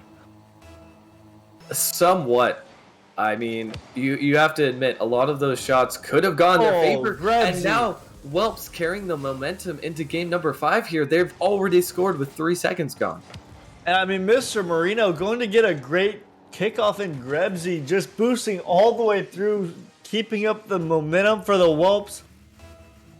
And I mean, like, we've been saying this, and it's been holding true, merely. The team that scores first has won the game. Let's see if it holds up here, but the Ninjas, let's see if they can put some shots on target because they had the pressure. They had the shots. The only thing they were really missing is the goals in the back of the net. Let's see if that changes here. Well, they're going to get at least one shot on target. Krebsy still equal to the save. And, the Whelps now, they've heated up. And the Ninjas, even though they are still in a tie game, down 1 goal, it really looks like the Ninjas are here. And actually, the bump will not work out as MB Outcast gets pogoed into the ball. And we will have a tie game on our hands. Was that? Oh, for a second I thought it was a triple commit by the Ninjas, but it was 3 players all going at the ball, trying to get in the back of the net, doing whatever they can. And I mean, the Ninjas finding the back of the net, tying up this game, and they want to break the momentum by the Whelps. They're saying they can shoot too, but Mr. Marino has other plans. Putting another one in the back of the net, and we have had the highest scoring first minute, I should say, that we've seen this series. And all of a sudden, the Ninjas don't look so confident anymore. You can tell on defense, a little bit lackluster, not really prepared for what the Whelps are throwing at them. And the Whelps now taking every advantage, up 2-1 now. They just have to try to build on this. So far, it's looking good, though. MB Outcast trying to break through. Gets it off the backboard, but Seaburns gets bumped. He gets bumped into the goal, though. And Seaburns will be credited, but I'm not sure that it was entirely his doing. No, I mean, Seaburns gonna get thrown around a little bit. Gonna get bumped by MB Outcast, bumped by the defense. Nice little pull shot there, and I mean, the Ninjas going to tie up this game. Are we sure this isn't a reskin Forbidden Temple? It definitely could be. It has some of the same color schemes. But MB Outcast gonna get a nice dribble and just gonna put this one in the back of the net. Ninjas retake the lead. And I mean, this so far has been a very exciting game 5 merely. Momentum is just swinging back like a pendulum. I mean, I cannot tell who has the advantage right now. It's Whelp scoring goals after goals, and then all of a sudden the Ninjas fighting back so quickly, and I just cannot tell who is going to be here. Flight Knight can't make an important read. This one will be set up, but Seaburns gets the touch out. Now Krebsy with the shot. Outcast barely able to get a piece of it, but they will stay alive for now. A good sign for Ninjas. Nice Staying solid on defense, and more pressure coming out from them on the opposite side of the pitch. I can't believe that only a minute and a half, maybe a tiny bit more, has gone by so far, as we've had so much action in this game so far. Mr. Marino taking this up the sidewall. Flight Knight maintaining control, and MB Outcast with a nice shot. This one might not be Krebsy's ball, and he will miss. Outcast bringing the score total to 4-2 in Ninja's favor. MB Outcast clocking in with a hat trick in this one. Has other plans. Decides to keep the momentum in the Ninjas' favor. And I mean, we've seen the Whelps come back, but we have yet to see them come back from 2 goals down in this series. Can they change the momentum? Can they score 2 goals?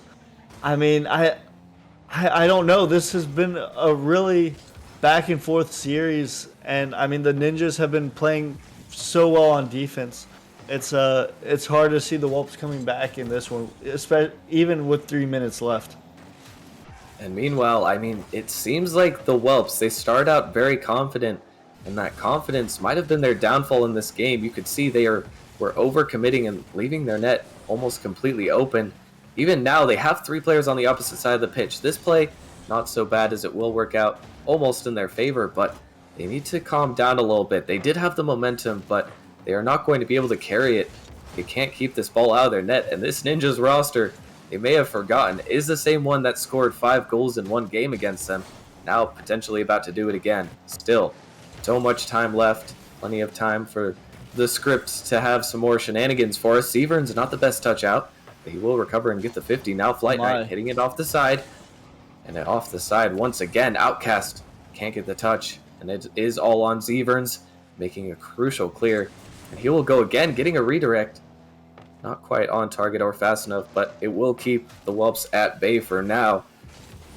And, well, it settled down a little bit for now. It seemed like we had 6 goals in almost 30 seconds there. But now that it has calmed down, I mean, this definitely favors the Ninjas, up 2 goals, and their defense after those first 2 goals has not looked like it is conceding any longer.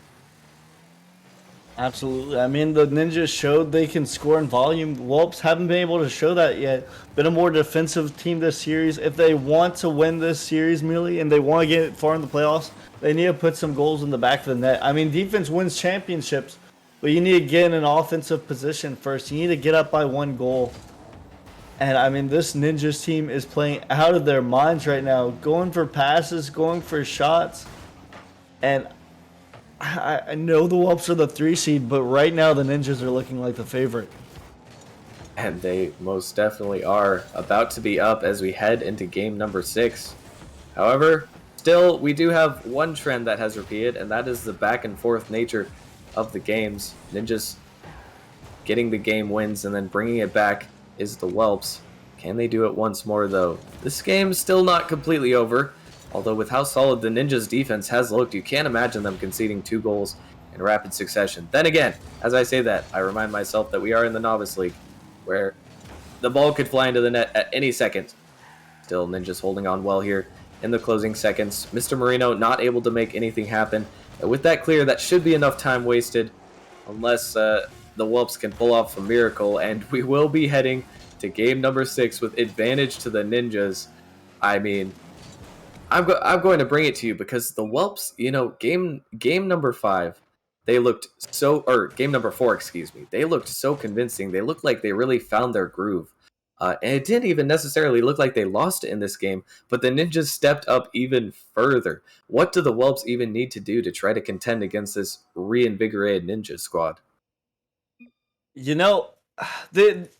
In game number 4, it looked like they started going for demos, disrupting the defense by the Ninjas, and that seemed to work really well for them. They just parked the bus. They scored that first goal, didn't get scored on again. But I mean, the difference in this one was the Whelps just had 4 goals in the back of the net. I mean, you let 4 goals in the back of the net, you're probably not going to win that series. They need to buckle down on defense, and the Whelps, I mean, facing elimination, going to take their first time, their only time out here. Yeah, and we will see the Whelps using their timeout, I think, wisely here. Not really any more opportunities to take it. And potentially they can switch the momentum back into their favor. Like we said, every game so far, back and forth in the series. 1 game for the Ninjas, 1 game for the Whelps, 1 game for the Ninjas.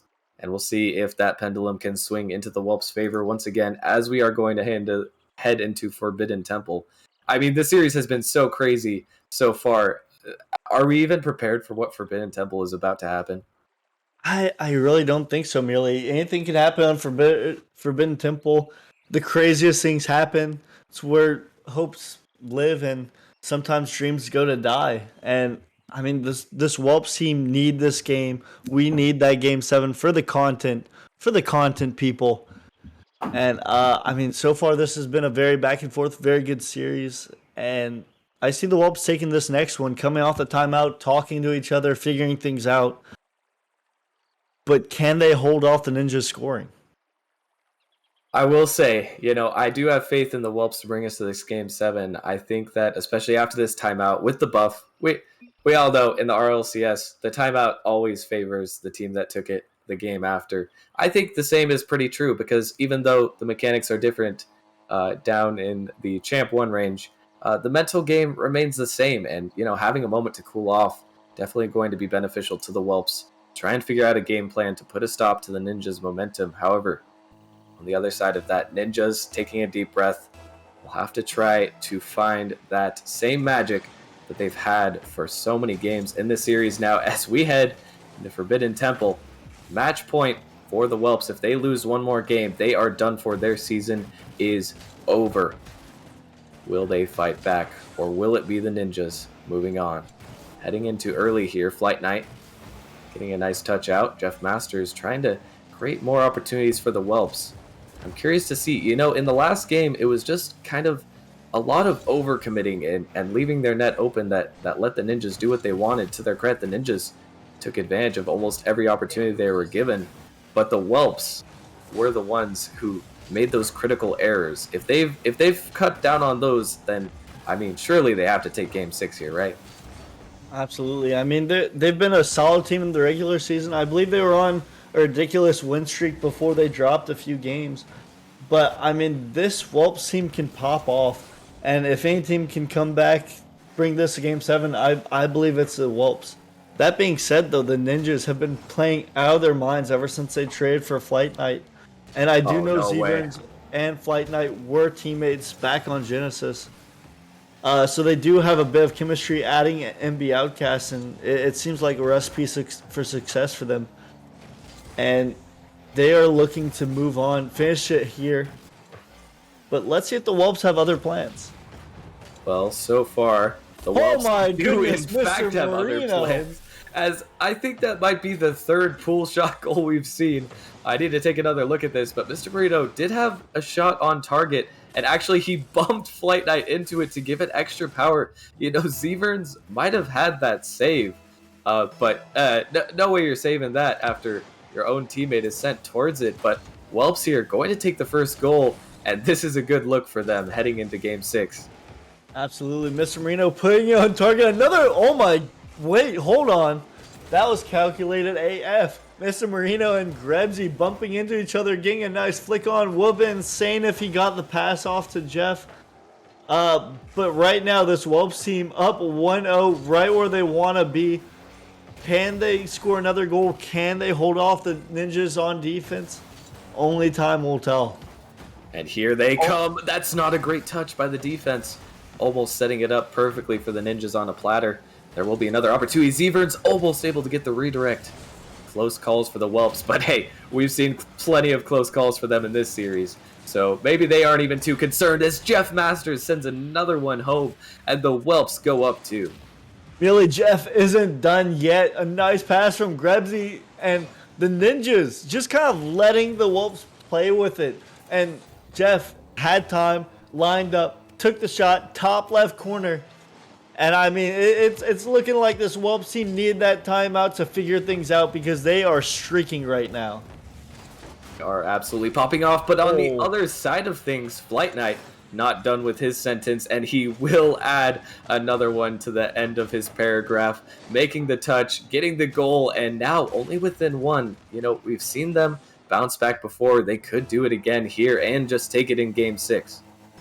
Absolutely. I mean, we've seen the Ninjas come back 2 goals down before, turn around and win by 2 themselves. And the Whelps just have to try and stop the bleeding there. Had a double commit. Mr. Marino puts it, but goes off wide. And now the Ninjas have a 2v1. Flight Knight has the ball. It's going in, but Grebsy and Mr. Marino pinch it out. And I mean, this Whelps team has been here before. They need to get another goal.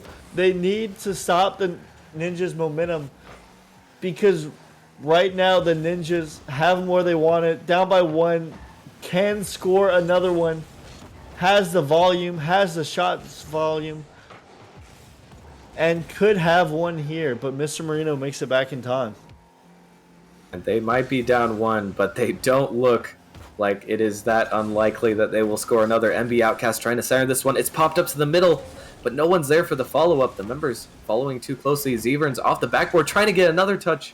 We've seen him make those backboard reads already today. This time the defense is prepared, and they will not let him get the chance. As Jeff Masters sends this one downfield, trying to pinch it center. Will be an awkward read off the backboard, but MB Outcast deals with it beautifully. And Grebsy will send it back into his teammates' possession. They only have to hold on for 1 more minute. Although I would be extremely surprised on Forbidden Temple if we didn't get at least some more shenanigans here in the closing seconds. As Jeff sends this one clear. MB Outcast going to make a critical touch. That one was very fortunate to make contact with, as it would have been back in his net. MB Outcast trying to take the shot. The Ninjas still held scoreless for the last couple minutes, even though they've had so many opportunities. And the Whelps find ways to make it out on defense. MB Outcast gonna put one on target. Can Mr. Marino hit it? And oh my goodness, MB Outcast able to tie up this game, putting it past the defense. And with 30 seconds left, this Whelps team, their season on the line. Can they score another one here?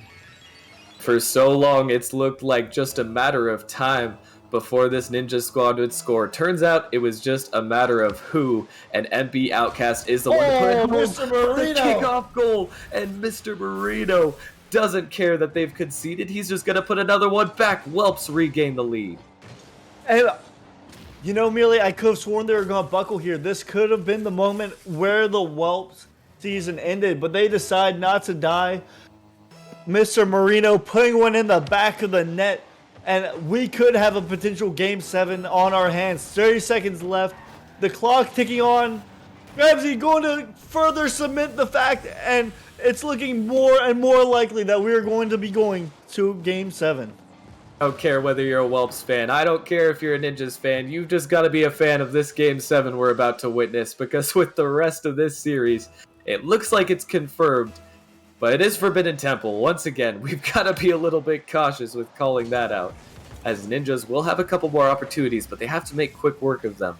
Flight Knight able to get this touch out, but they need a fast counterattack. Only 15 seconds left. Severn's trying to chase this one down, won't be able to carry his momentum, won't be able to get a touch, and now it does look like the Whelps need one more touch to secure it. Jeff will send it to the corner, and ladies and gentlemen, we are headed to game number 7.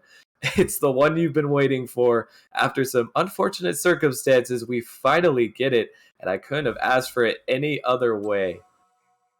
Absolutely. I mean, we want it. It's the content we wanted. It's the content we deserved after those 2 forfeit matches. And I mean, Whelps versus Ninjas, you couldn't ask a better way to end the night. Whelps streaking, and we've had it to where teams won like back and forth. It's looking like the Ninjas could take this one based on the status quo, but the Whelps have other things to say here. And you know, I'm sticking with my prediction, Mealy. I see the Whelps taking this one. They have the momentum. They're going to finish it off here. But let's see if the Ninjas have other ideas. You know what? I'm actually going to go against you. I mean, so far, it's been a back and forth. Like I've said so many times that the Ninjas get a game, the Whelps get a game, the Ninjas get a game. It's the only theme that's been consistent, and I believe in the Ninjas. I believe in Flight Knight, Zeverns, and Outcast. They've looked like a clinical team so far. Even in the games they've lost, they've been contenders. I think they will have the ice to take it through Game 7. However, there's only one way to find out who is correct, and Ninja's actually here, not even taking a timeout. They don't care. They think, oh, we don't need time. We don't want to let the Whelps get even more time to think about how they're going to beat us. We're just going to go and we're going to beat them right now. 5 minutes to decide who will be moving to the Novice League semifinals, and you get to witness it live right now. The kickoff has begun, and already off the kickoff, some interesting works. That kickoff was almost disaster for the Ninjas, but for now, they will avoid getting scored on. Outcast, in fact, trying to go for a shot of his own. This one will bounce up. Zeverns can't make the read, but Flight Knight should be there for the touch. Sending it back. This one will bounce up. Flight Knight can't really follow it, but Jeff Masters can.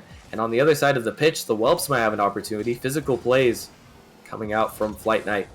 They won't result in much yet. This is a dangerous position for Ninjas, but Outcast looking solid as ever.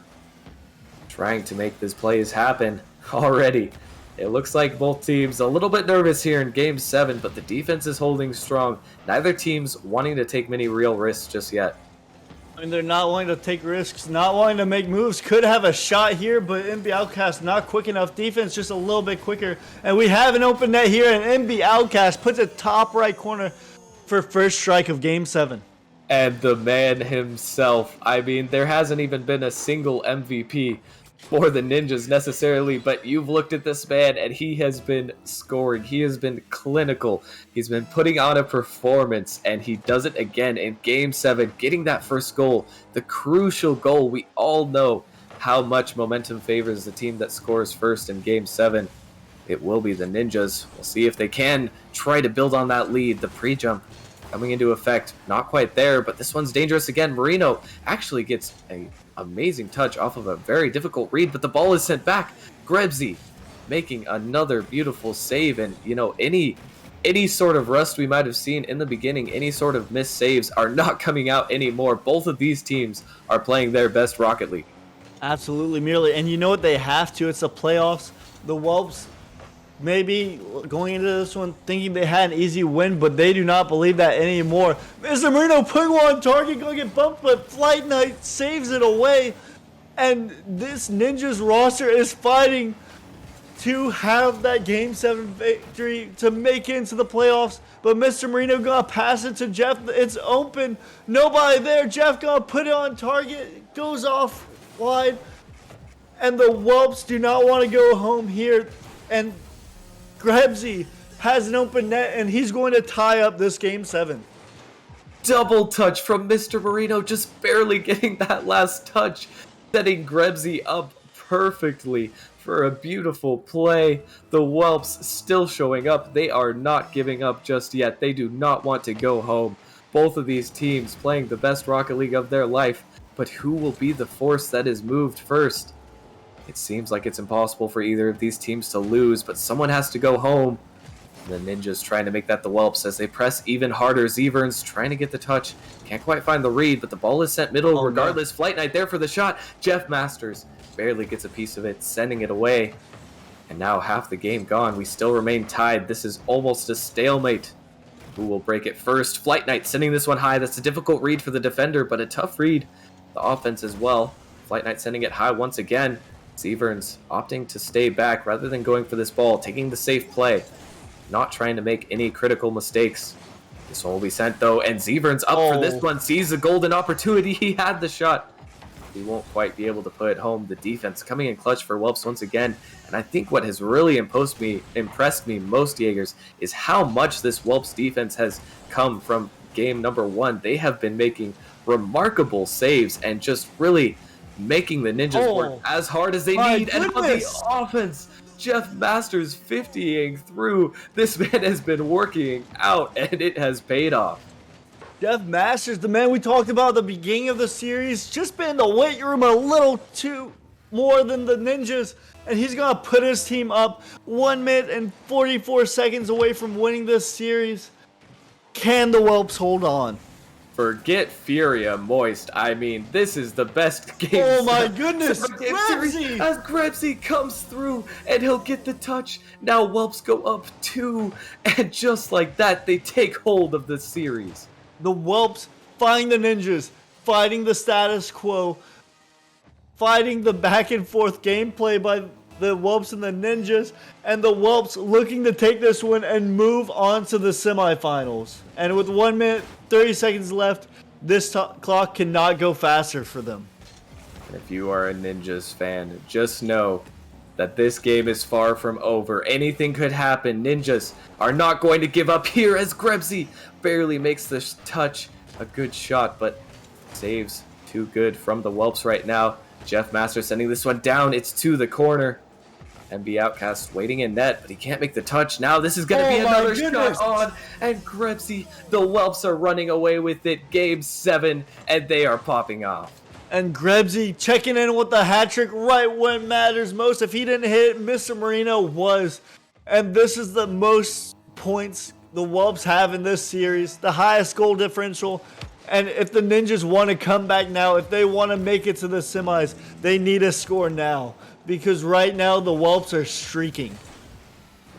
And the Whelps, Grebsy has stepped up miraculously in this Game 7 for his team. There has not been a single player on this pitch that has not affected the impact of this game.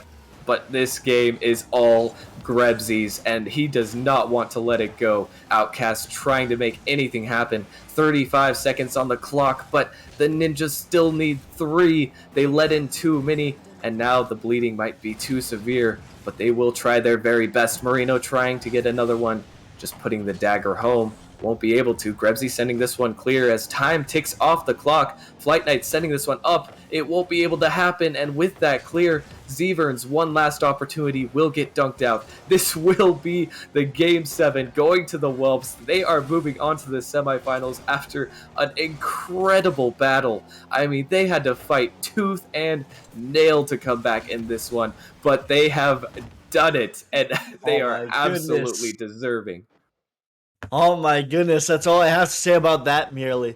I was talking to Biscuit earlier this season, and he was telling me he had a good thing coming with this Whelps roster. And the first few games were shaky, I will say that. It was a little difficult, but I mean that performance in Game 7, the ice in their veins, the shots by Grebsy, the saves by Grebsy. The man had a savior medal and a hat trick popping off on both ends of the field. And just what a series by both of these teams. I think that series was one of the more thrilling ones I've casted in a while. What a phenomenal performance by both teams. I mean, Ninjas, you cannot at all be disappointed. Well, okay, you could be disappointed that you didn't win, but you can't be disappointed with your performance because you absolutely showed up. Every player on the roster was playing so well, but the Whelps rose to the occasion and they just barely managed to gain that advantage. And in Game 7, I mean, when they got that advantage, they just did not let go. Grebsy wanted it too much on offense, on defense. He was everywhere on the pitch.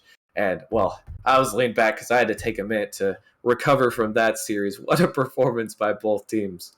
Oh, my goodness. And merely, I think I speak for both of us whenever that match makes up for both of the forfeits we had earlier. That was a way to finish off a series, finish off a stream.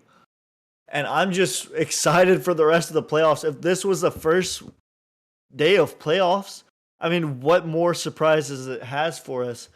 Because it's already off to a good start. Absolutely. You know, I was talking to none other than Austin Rockerman, I believe it was, at Worlds.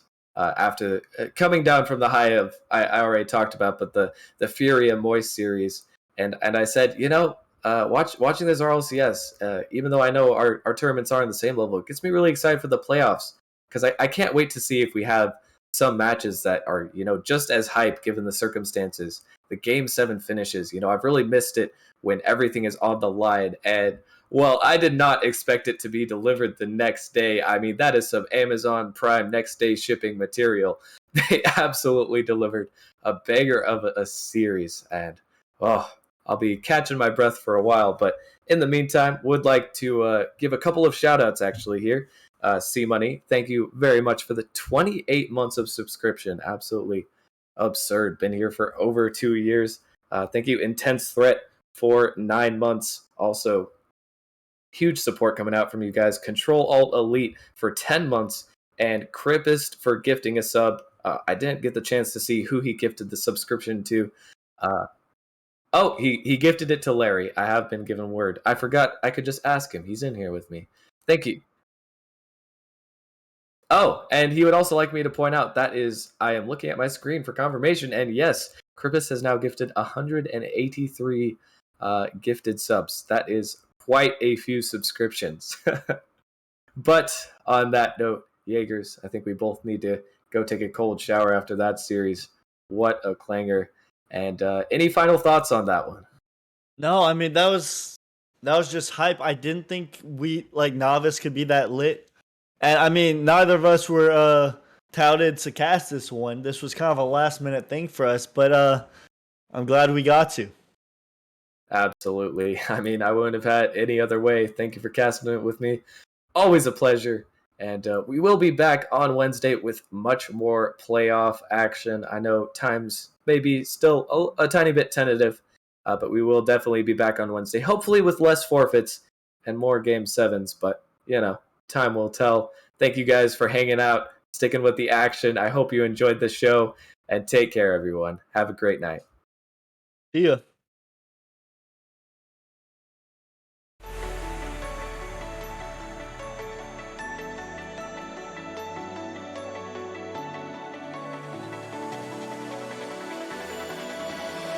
Paralyze my heart.